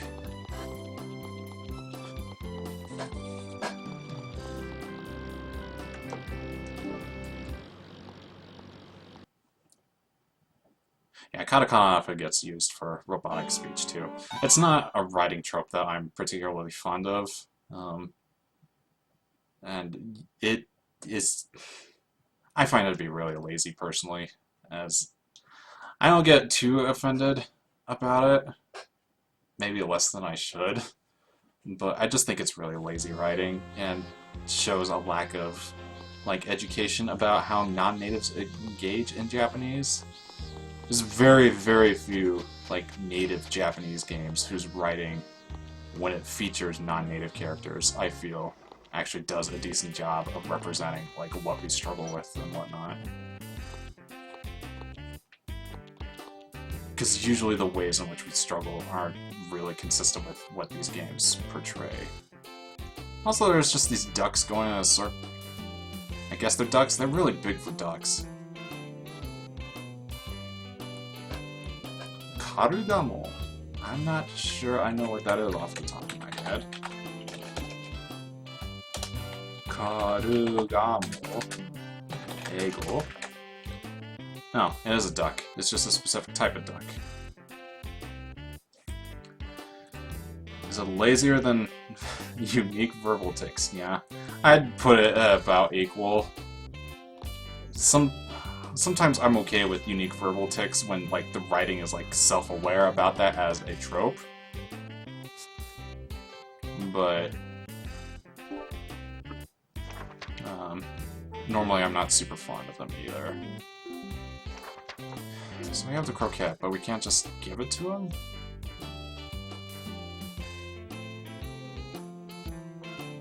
Okay.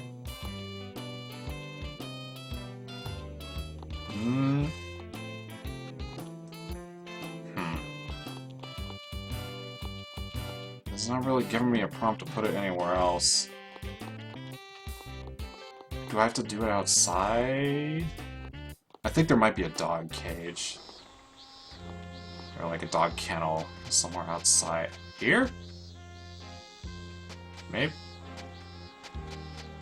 It would prompt me if so. This doesn't have the disaster report system of just giving shit to NPCs. Oh, there's the dog. Oh, dog. So we can feed him. Yeah, so you can feed animals in general in this game, and they'll respond in different ways depending on what you give them. So the doggy seems pretty happy. Oh! Oh, is he just gonna follow us? Oh man, Dr. Horse has a new animal pal. Oh. That's anticlimactic.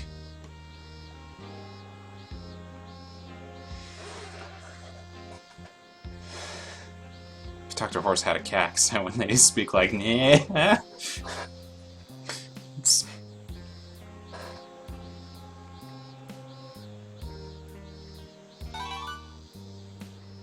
Okay.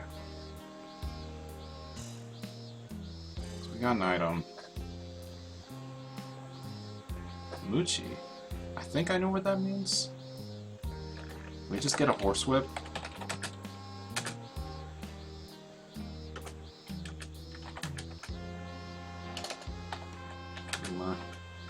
Moochie.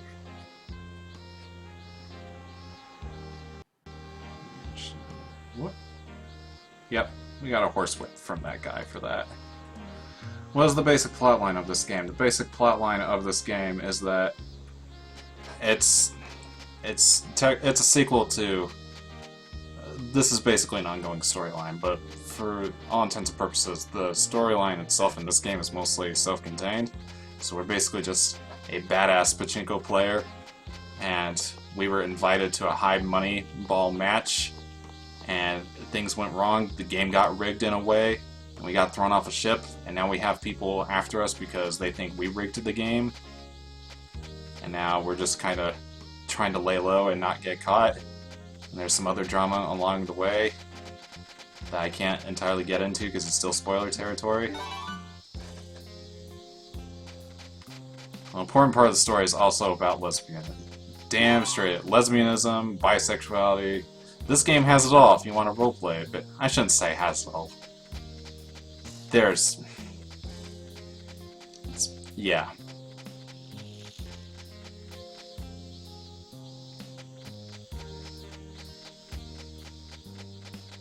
Can't. That cat. There's just a cat hanging up by the trains. That's a little dangerous, but you know, you do you, cat.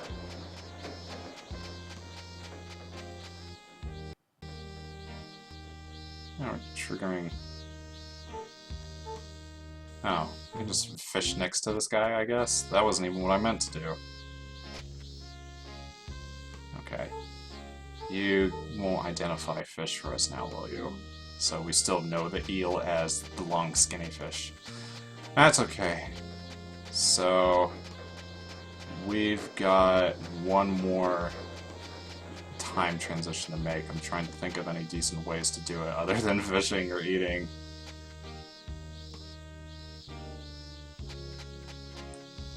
Yeah, the locusts are a part of the actual game audio. It is the way of telling you, if you're a Japanese audience member, that it's summertime, ostensibly. Let's try it out. Oh wait, if we talk here, we can try betting on, like, not doing the full horse race betting, but we can bet a beer with this guy again. Let's do that real quick. I could use the beer for good luck in a later match. Gonna keep betting on Echidna. Do you know if the male pro tag has any gay bi guys they could date? Just wondering if there's... No, it's, like, you can't... In terms of romance options, you can't date every NPC. They do have specific sexualities. So some characters are hetero, some, I believe, are gay, lesbian exclusively, and then some are bi. And that goes both ways for both the male and the female protagonist.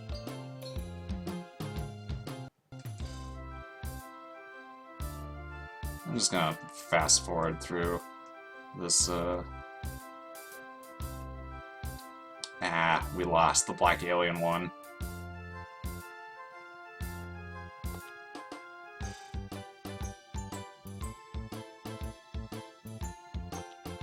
Damn. Oh well. Yeah, let's go next door and play that dice game that we skipped out on earlier. I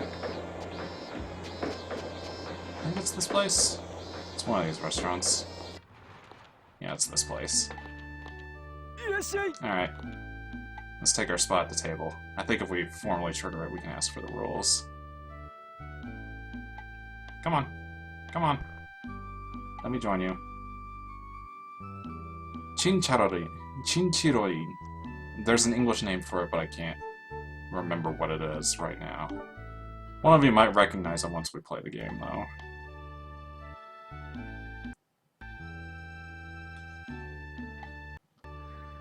Alright, so I need to put money down to bet, so I think we might be able to raise this bet.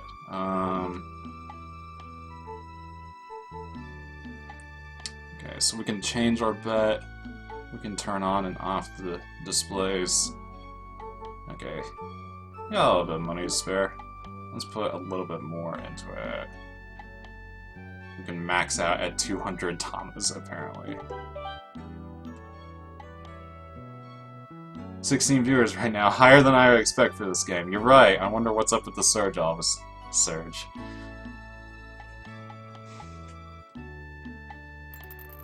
See, that's the secret reason why obviously I want to get into speedrunning this game, is so that one day after GDQ, I can experience the not at all traumatic bump that streamers get when GDQ transitions to some other poor speedrunner after all those shenanigans are done.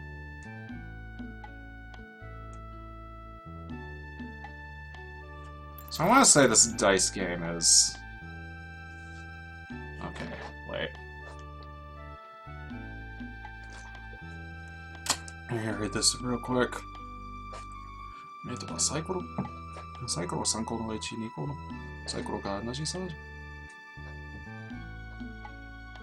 So, there's a term in this game called I, and it refers to the remaining dice when there are two with the...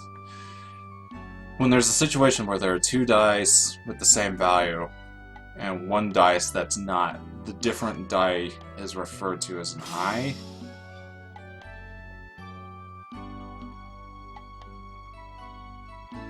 It's just kind of proceeding naturally. Okay.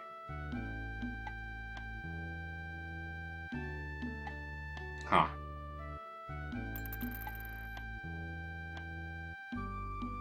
Okay, got another eye.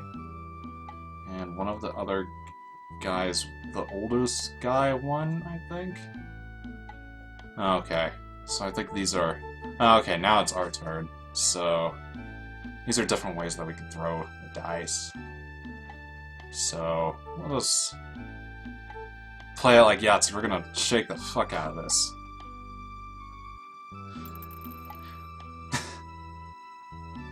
And one of the die flew out.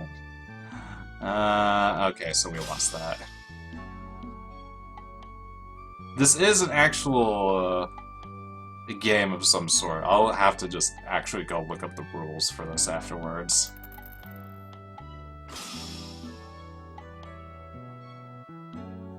Okay, whatever. We're gonna quit. That didn't even...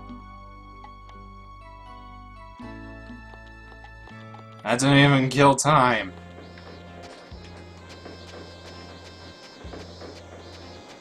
I knew the rules once, but...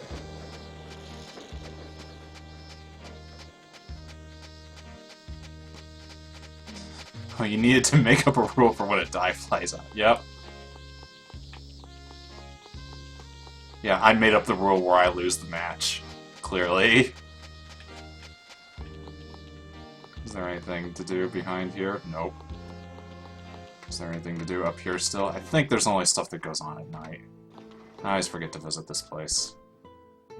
Yeah, And it's still the same as before. But you can experience that exciting transition where you're in the entryway, and then you get up on this Japanese floor and you have no shoes! Shoes! No shoes! It's a very Japanese design choice. But I still like it. Alright. Let's just make a time transition happen. So we'll just drink a lot of water, I guess.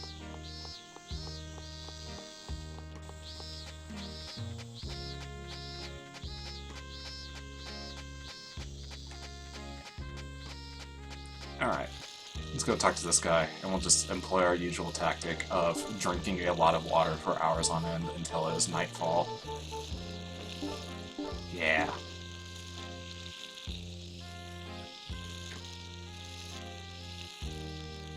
Oh, we are very full now. So that's slightly less ideal than just being just like comfortably full for luck RNG, but I've often been too full going into pachinko matches, and it's been okay, so we'll go take a quick bath. What's our luck right now, since I was asked earlier what that is going into matches? So it's like 31 right now, so it's basically at the same level it was at before, after the last match was over. It should be higher after we go bathe for the first time in like 3 days in-game time.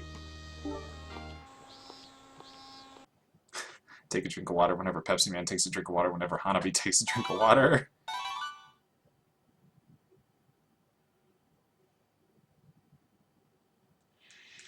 So yeah, we'll do this final pachinko match and then we'll move on to Raw Danger.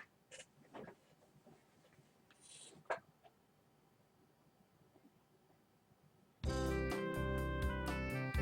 think our luck went up because of some event that happened during the loading screen that I wasn't paying attention to.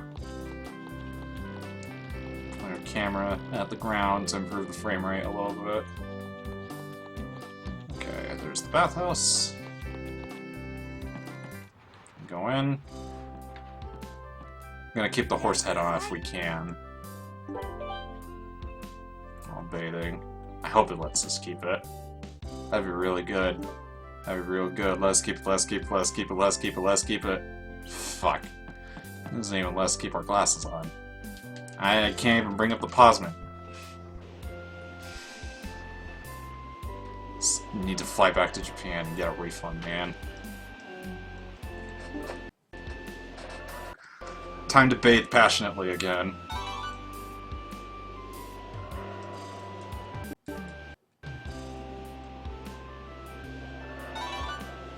Alright, so we're maxed out. Raw Danger? Holy game, that game is the shit. Do you think the new on PS4 has a good chance of being localized? Yeah, I'm pretty confident it will. It's just... Grand Zella is a pretty small developer. They already have an existing foreign fan base, not just because of the previous stuff that they did at IRM, but because of all the work that they did at home. Not that I'm saying all their modeling work on home would immediately translate to new Disaster Report game sales, but then also just the sheer economics involved in making a game of that scale usually necessitates a localization if they're going to make their money back, just given the state of Japanese console sales at this point. So yeah, I think it has a pretty good chance. Yeah, if you're watching this, Cujo, and I'm still freelance, I would be very happy to work on it.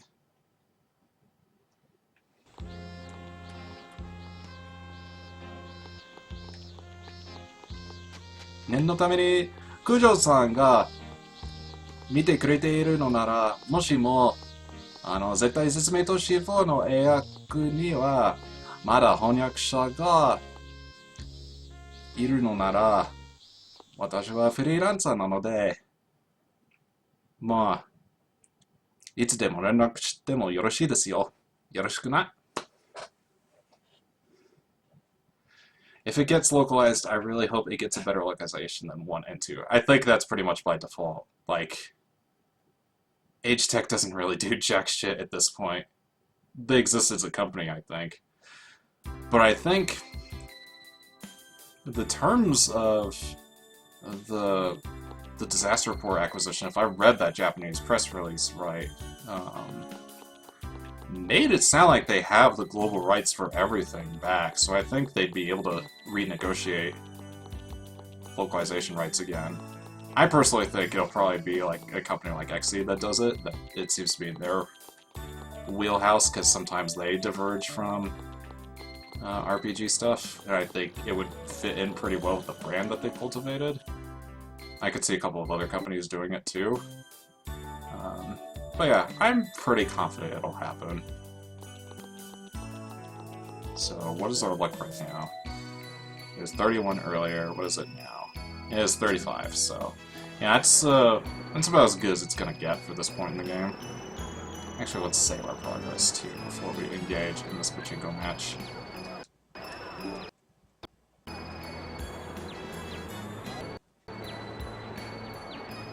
Alright.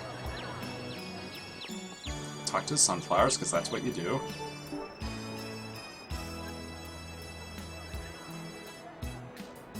Want to save video games.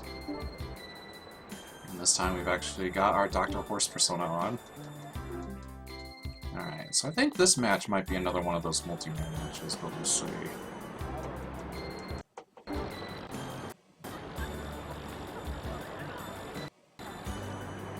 Yeah, I think H-Tech just does a lot of like mobile stuff. And I think they did some DSiWare releases, but nothing super relevant.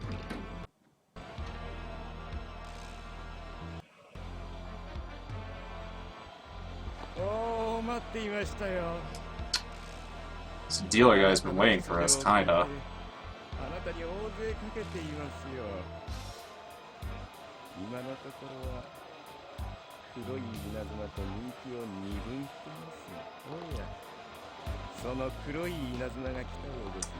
And here comes Keisuke.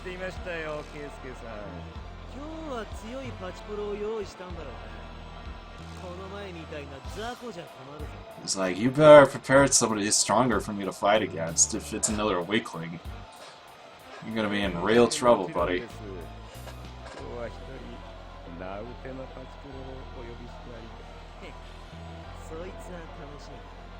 So he's getting pretty excited, but he hasn't turned around to say that's us!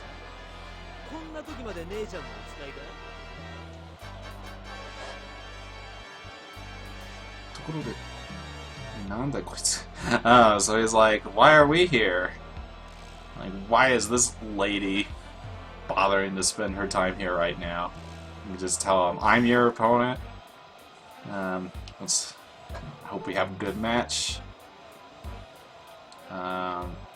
Mune o kariru tameni. I'm not sure I recognize that slang.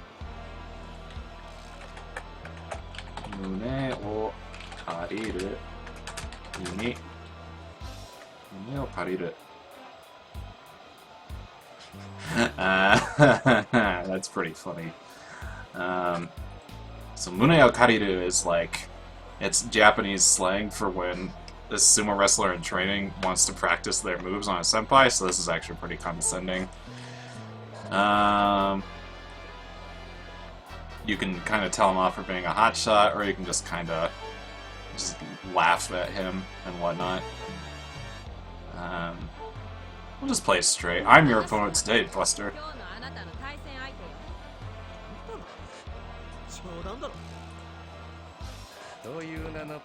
He doesn't believe it, it's a joke. He's like, surely you've heard of Hanabi Sakuragi. Because that's who you're talking to. He's like, oh shit! So let's have a good match. We can shake hands, or try to. I'm not going to go easy on you just because you're Chinatsu's little brother. Still got time to pull out now, Buster. I'll show you what a true pachipro is made of. You can just flaunt the fact that you're a celebrity, or you can just avert your eyes away from him. Tell him I'm not going to go easy on him.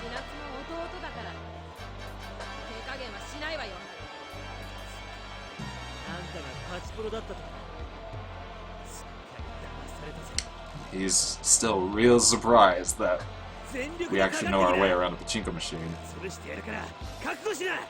like, give me everything you got. make it all that better when I crush you. I guess it's just gonna be another one-on-one match. Oh, no. Looks like we got 2 more opponents.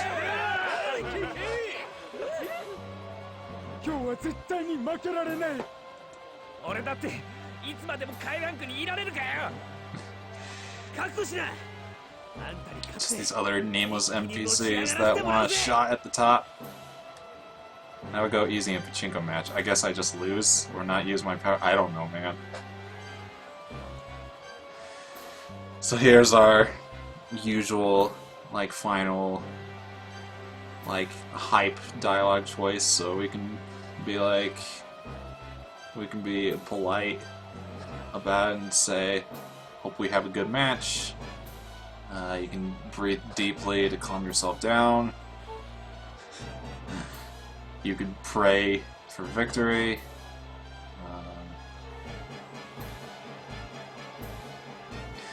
You can kind of sarcastically tell him to go easy on you. You can laugh haughtily and be like, there's no way I can't win. I can't not win against these losers. Or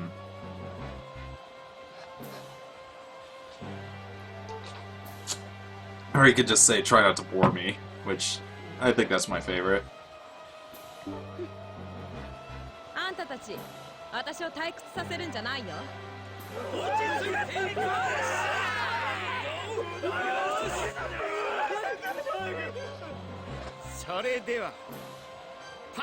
You're right, I probably should be a little bit. Well, I don't know, he and Chinatsu are still on bad terms, so I don't think he's necessarily in a position to easily go blab on me at this point.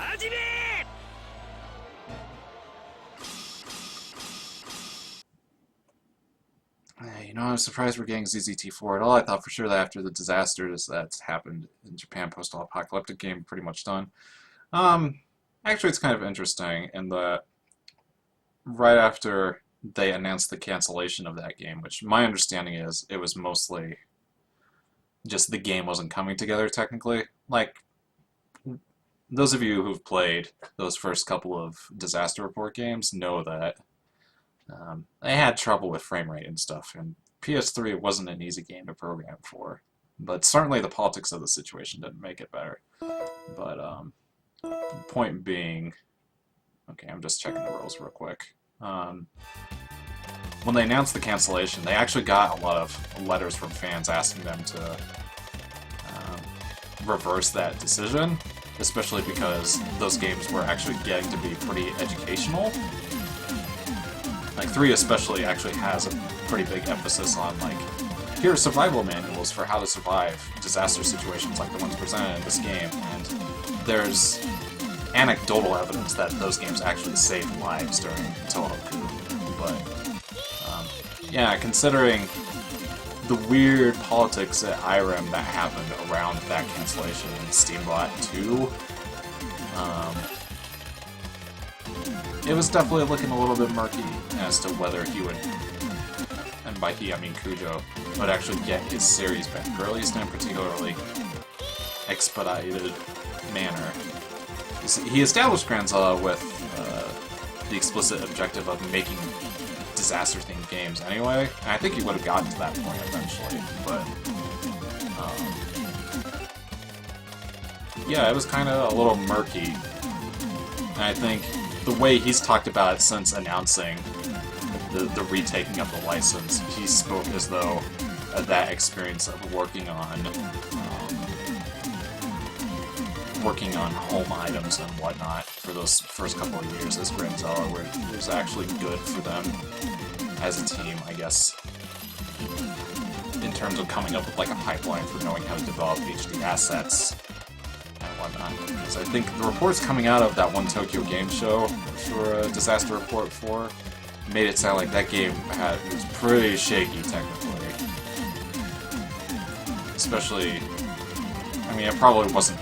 Wow, Keisuke already got a jackpot, holy shit. It probably wasn't helped by the fact that, for that PS3 version, Sony was still in the throes of trying to make PS3 games run in 3D, even though that hardware wasn't really designed for it. And I think Irem had a demo for that version, and boy, I bet the frame rate wasn't pretty for that at all. So anyway, the rules for this particular match are the same as the previous multi-man match that we did when we had to break up that Union Strike, where... Actually, I will verify the rules again, just in terms of timing, So yeah.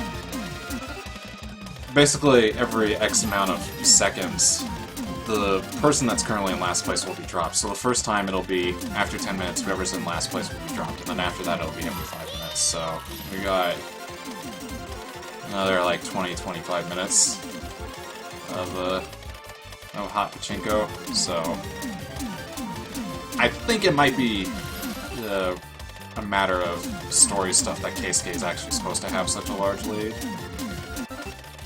I'm pretty sure that this is actually one of the handful of rigged story matches, so the fact that we're in second right now, it's fine. We just have to be not last, and that's not too hard at this point.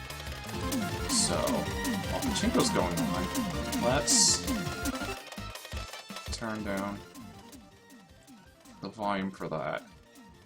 And then let's get another game going. Let's see if I can do SNES emulation without making my PC drop a bunch of frames.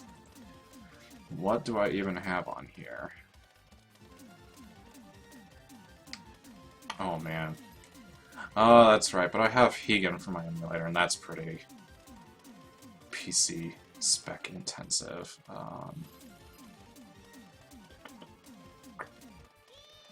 Now, given how many of you weren't here last time, I guess we can let's do some more Metal Storm.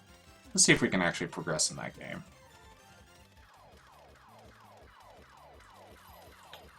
So where's my PS3 controller?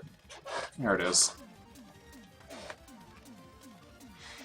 Oh god, I'm digging how the horse mask showed up in that face close-up shot. Yeah, it always does that for the loading transitions for Pachinko matches. I'm really fond of that. That's kind of half the reason I committed so hard to the Dr. Horse persona. So I'm gonna let that meter build up a little while before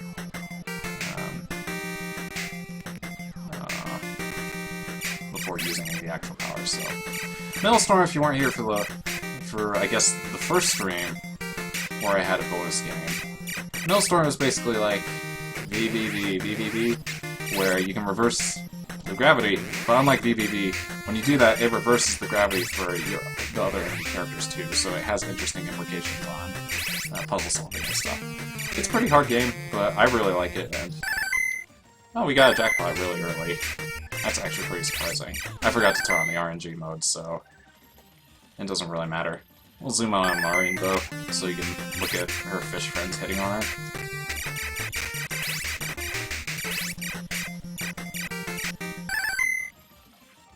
It looks like it's still Magical Dorp. Oh, is it doing that? Damn it, that's really weird. Alright. Thanks. Let's... Okay. Did I fix it? Okay. Looks like I fixed it.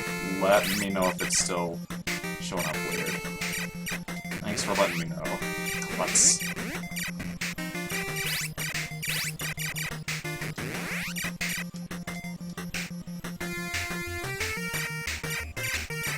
That probably happened because Magical Dorp wants to be this game. Okay, so we got our armor, and we got our Sweet Flame power-up. I still don't know why it's signified by a G, even in this English version of the game. But what are you gonna do?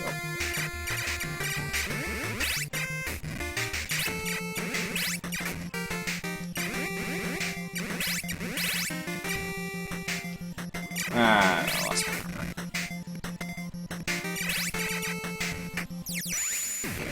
Oh, damn it.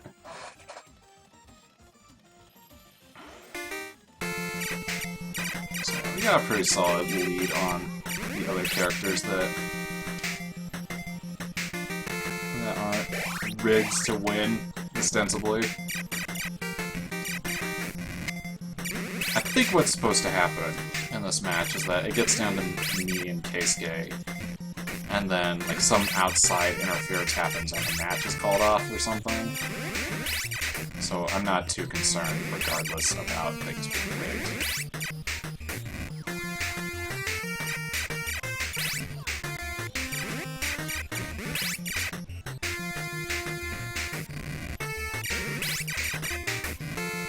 Nicely timed jump right to that bullet. That's what I'm here for, your post-AGDQ Pro NES games.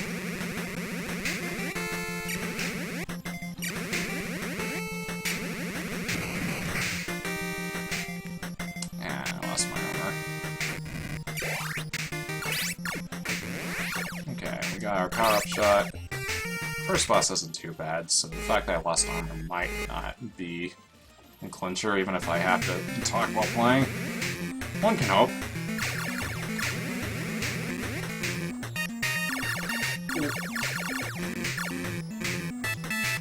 Oh.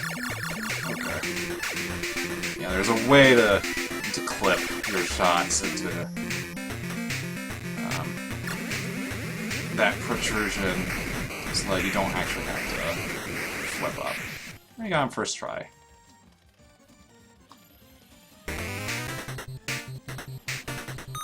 Oh, looks like the other guy got a jackpot too. How good is Raw Danger's localization? Are there any problems? Raw Danger's localization is an adventure, is what I'll say to that. In terms of...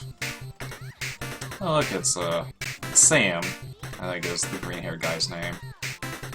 So I think we might have... Oh, sweet. We got the purple screen. So that means we got, I guess by sheer luck in terms of which number for the jackpot that we got the post-jackpot roulette that lets us have better RNG in terms of when we're next going to get a jackpot at all. So that's... I'm not complaining about that.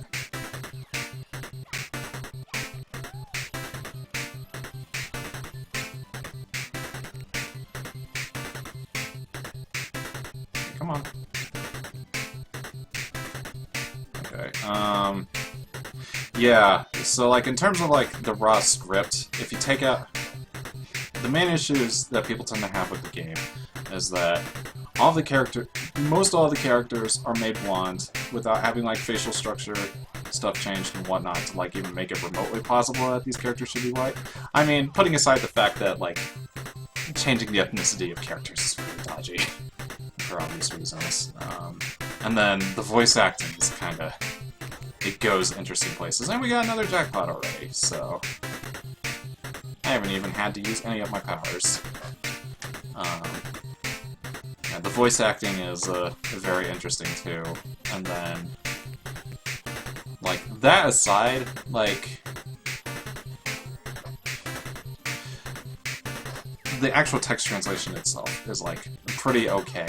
Like, having played the Japanese version, like, 4 times, like, putting aside, like, character name changes and whatnot, like, there's not usually any, like...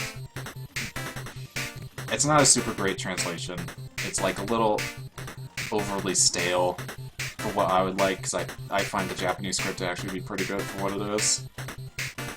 But it's at least, like, technically competent by and large. So it's like, putting all those superficial changes aside, you're at least by and large otherwise playing the same game, basically.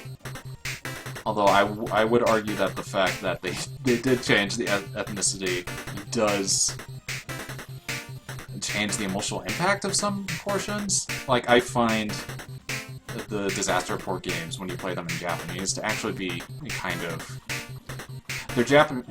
Lots of people describe Japanese games as being Japanese when they mean it's like quirky or silly in like ways that a lot of Western games don't deal with. And I tend to use it, especially in this instance, when it's covering like thematic ground that you don't see in a lot of other games just from either side. So what I mean in this instance with Disaster Report games is like earthquakes are kind of like a constant like day-to-day worry in Japan. Like, not necessarily in the sense that people are like walking around Tokyo worrying about, is the big one gonna hit? That's not entirely true. People are kind of doing that now, because we're approaching the point where there's supposed to be a pretty big earthquake hitting Tokyo at some point.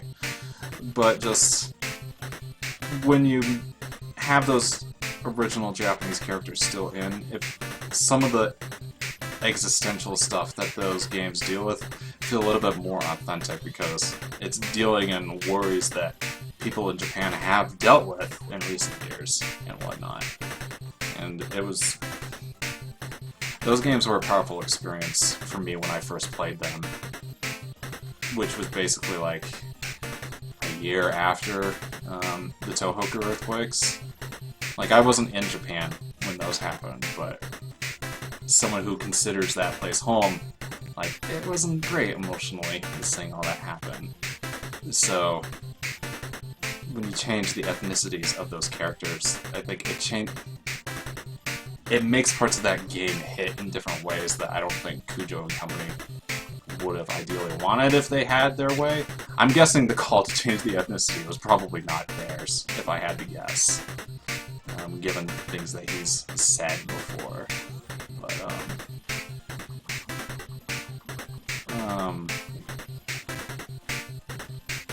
I'm still enjoying my time with it. It's really interesting just in an educational sense to see how these translators back in 2006, 2007 handled this game, like, and trying to pick at their reason for doing all these different changes, whether or not I agree with them.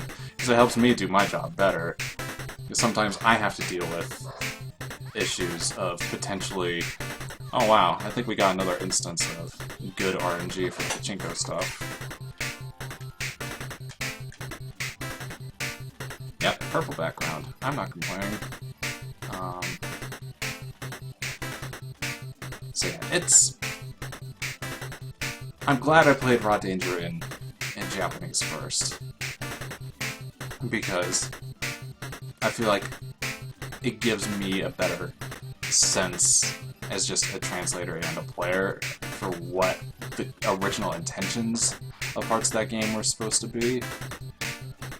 But I'm glad it at least exists in English. And I'm surprised how much of a following it still has despite those quirks. It's been interesting seeing people go back to that recently, either because of me or just by coincidence that they already had that interest. And, like, kind of looking back at it from a design perspective, because that game handles... Ah, wrong controller again. And just seeing what all that game accomplished in 2006. Okay, second level. Oh, it's this level. Okay, this isn't too bad. I should be able to make it through okay. Assuming the platforming doesn't do me in.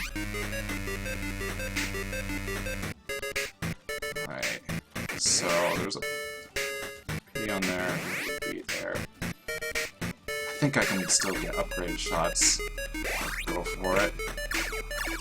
Okay, cool. Nope, that didn't do jack shit.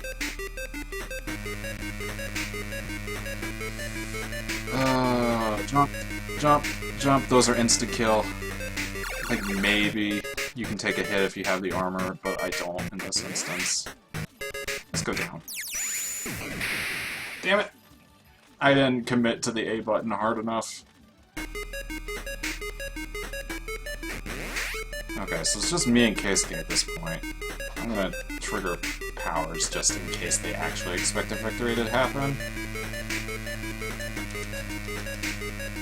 If we lose this match and it's not mandated by the story that it happens, we'll call it a stream there, because I'm not gonna subject you all to a third Pachinko match in one stream, just so we can get on to Raw Danger. Because yeah, I'm not entirely certain how this is supposed to actually end.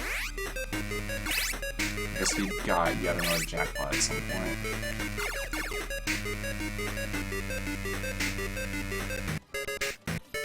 Alright. Yeah, so we'll go this way for the upgrade shot. Oh, there we go.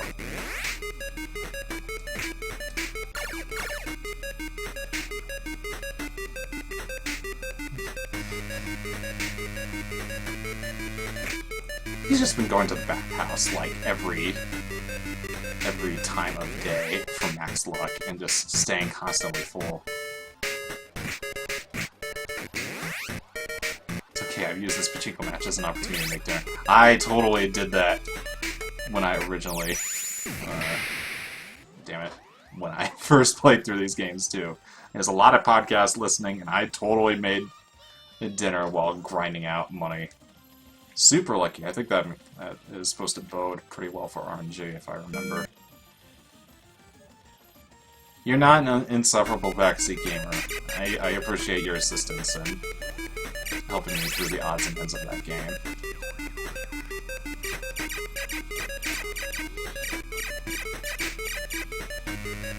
It's looking pretty dodgy, though, with 2 minutes to go.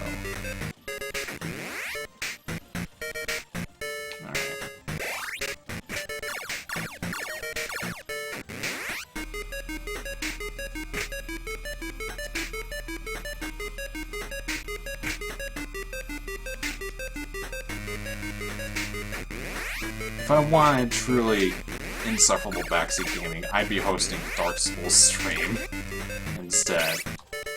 And I don't think you're remotely up there with your helpfulness. You keep doing you, I'm fine with it.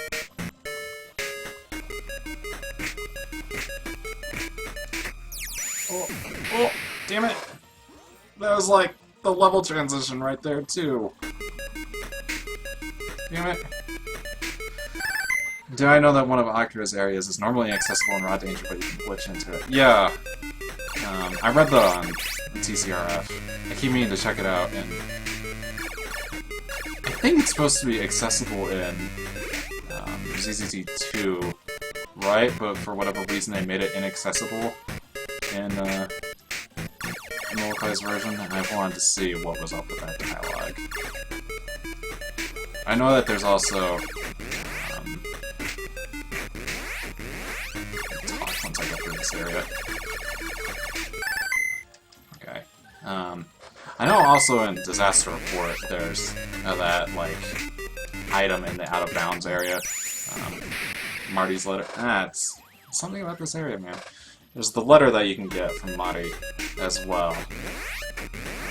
I checked that out in ZZT1, the Japanese version of that game, found it to still be in the game's files, and that was translated fine. How's Pachinko in Japan doing in Japan nowadays? I heard the government was going to regulate it more, which is why some companies are getting back into console game development. I don't pay super close attention to Pachinko news, so, you know, take any of my insight in terms of, like, actual political developments with a grain of salt. No. Oh, that's why this area is there. To get that power up if you want it. You're crazy. Okay, so we lost. Let's see what happens. Give me a second, I'll talk more about Pachinko politics in a little bit after we see what's up with this cutscene. Because I don't remember how it's supposed to explicitly go.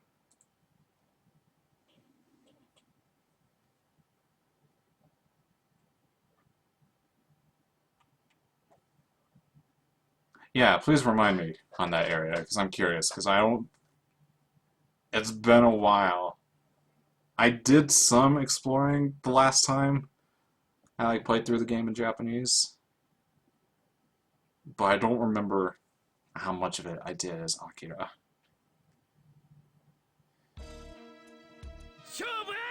Okay. Any cutscene here? It could be a sign that's supposed to be rigged. So he's just saying, he's the winner. Yeah, he's being an arrogant piece of shit. Alright.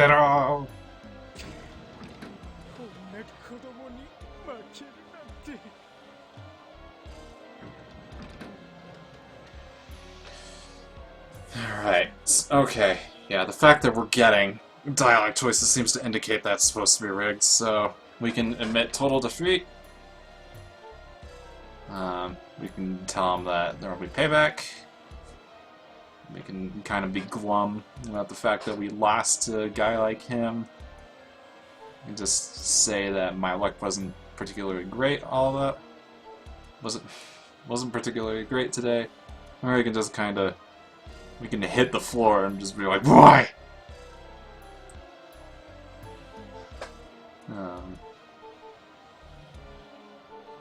We'll play honorable, admit defeat.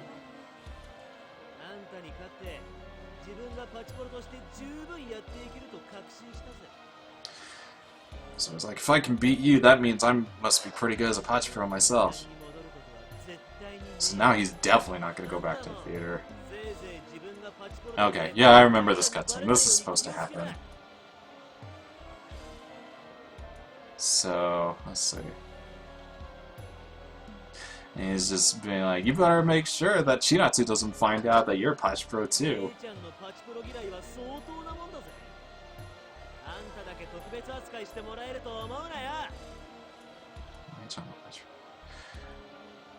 And he's just like, she really has it out for pachipros. Don't think that she'll give you special treatment just because you're you. It's like, that's why I wear the horse mask, so everybody has to treat me specially. That's how you use that word. One way or another.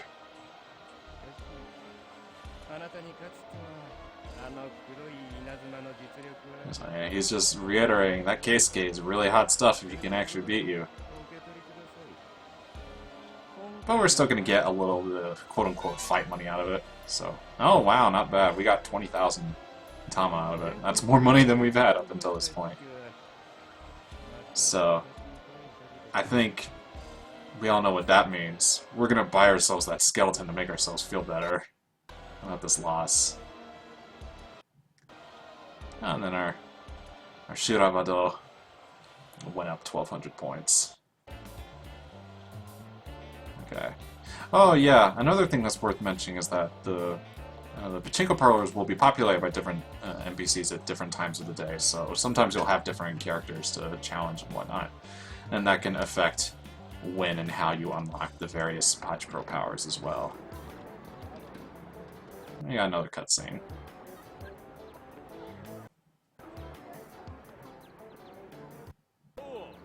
Oh look, it's Inui, the guy that sold us to the people after us.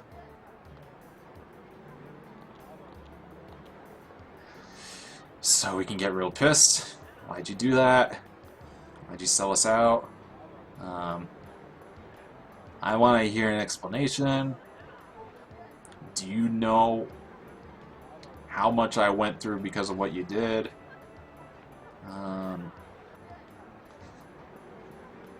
Or we can be scared and be like, are those black suited guys here again? No, we're gonna be firm and ask why the hell you did that.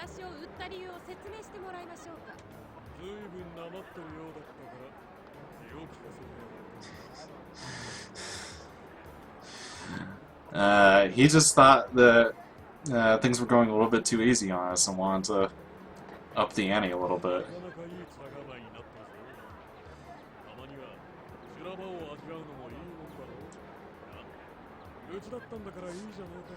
He's like, you got it just fine, so what's the big deal? Here, let's go somewhere.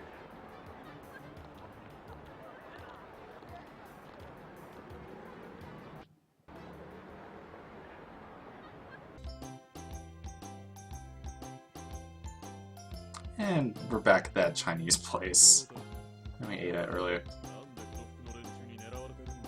So he's like, hey, why are those guys in the black suits after you?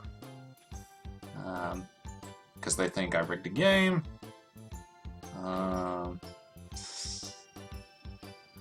Because they want me to represent them in a pachinko match. They're just really diehard fans. I'm not the one they're really looking for. I've got the wrong person. Or you can just be quiet. I'll just go with this first option. They keep saying I rigged it. This game takes place in a real city. Nah, this is all made up. PachiPara 12, the first one that features the open world stuff, it actually takes place in PachiPara town, so that's pretty great. It doesn't take place in PachiPara town in this game and in 13. It takes place in, I believe, Yaharacho is the name of the town. It's actually a little bit ambiguous about what the name of the town actually is for whatever reason. So he's asking us if we did rig the game. Like, nope, I'm not the type. I actually don't really remember. I'm looking up that word real quick. I should probably know it, but my brain... You know, I've been translating for like 3 hours straight, so forgive me. This is why I'm a translator, so I don't have to... My job normally isn't to, Oh. Okay. Yeah, that... I should have remembered that word. This is their choices, we can just claim that it was just impulsive. So... I didn't rig shit. What I miss? We lost the match, Keisuke feels like hot shit, and Inoue here, the guy who sold us to the black suits, is taking us out to dinner to hear our story. And his main reason for selling us out earlier was because he thought life was going a little too easy for us.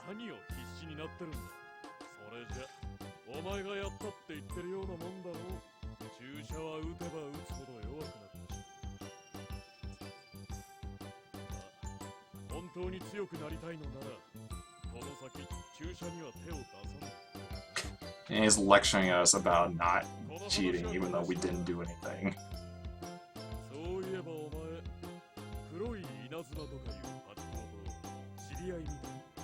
So he's noticed that we seem to be acquainted with Keisuke. He seems to be hanging out in another area of town.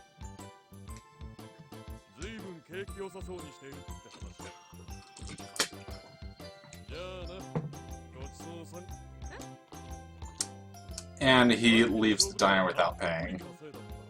So he's like, you made some money off that match, right? You should treat your senpai sometimes. So we lost 450 tama out of that. Because he's a good senpai.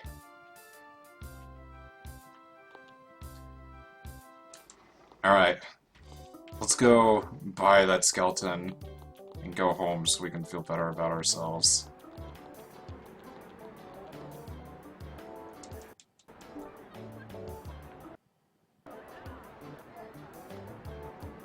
Wait. Oh, I can't jack that bike. I'm still trying to remember how to get the bike. I'll look that up for the next stream.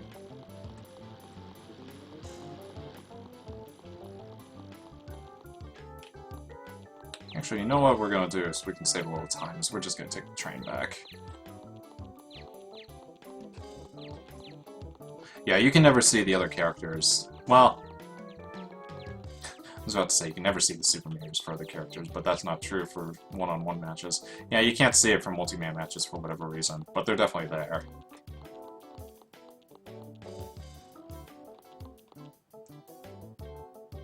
Alright, so buy a ticket. You can use the train system to go to one other part of town.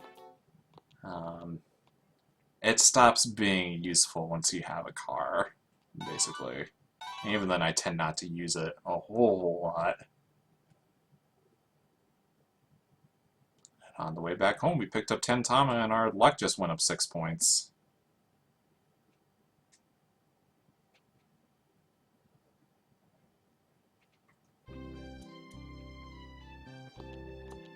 Okay. Let's get that skeleton.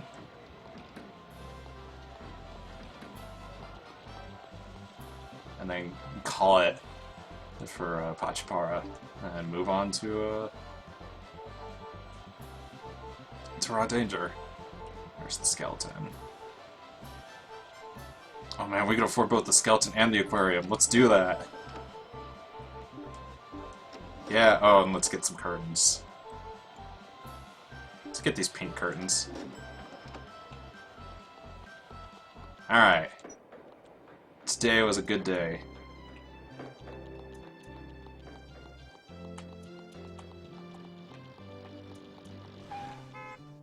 I had a bad day. You can wait for me.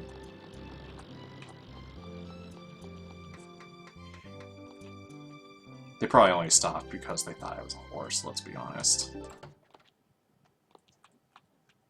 I know how it is.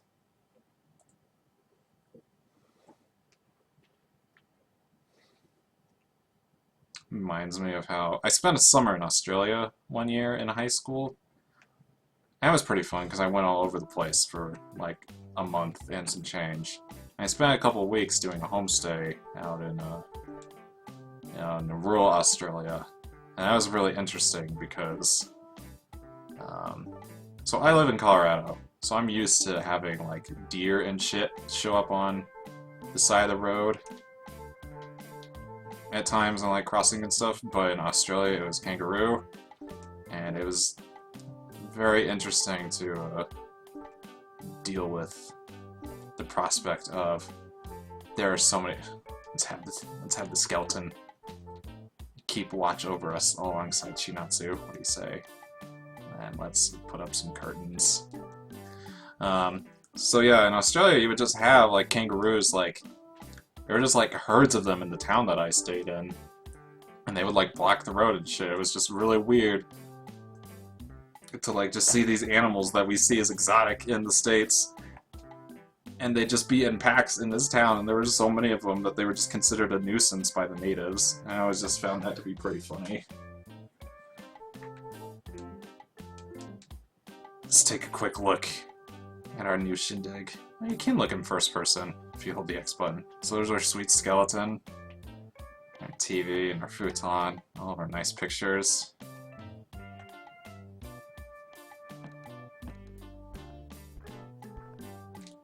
And then here's our sweet aquarium, our new roomie, Mr. Bojangles. There's sweet curtains. Alright, this was a pretty productive round of PachiPara, so let's call it a stream for tonight.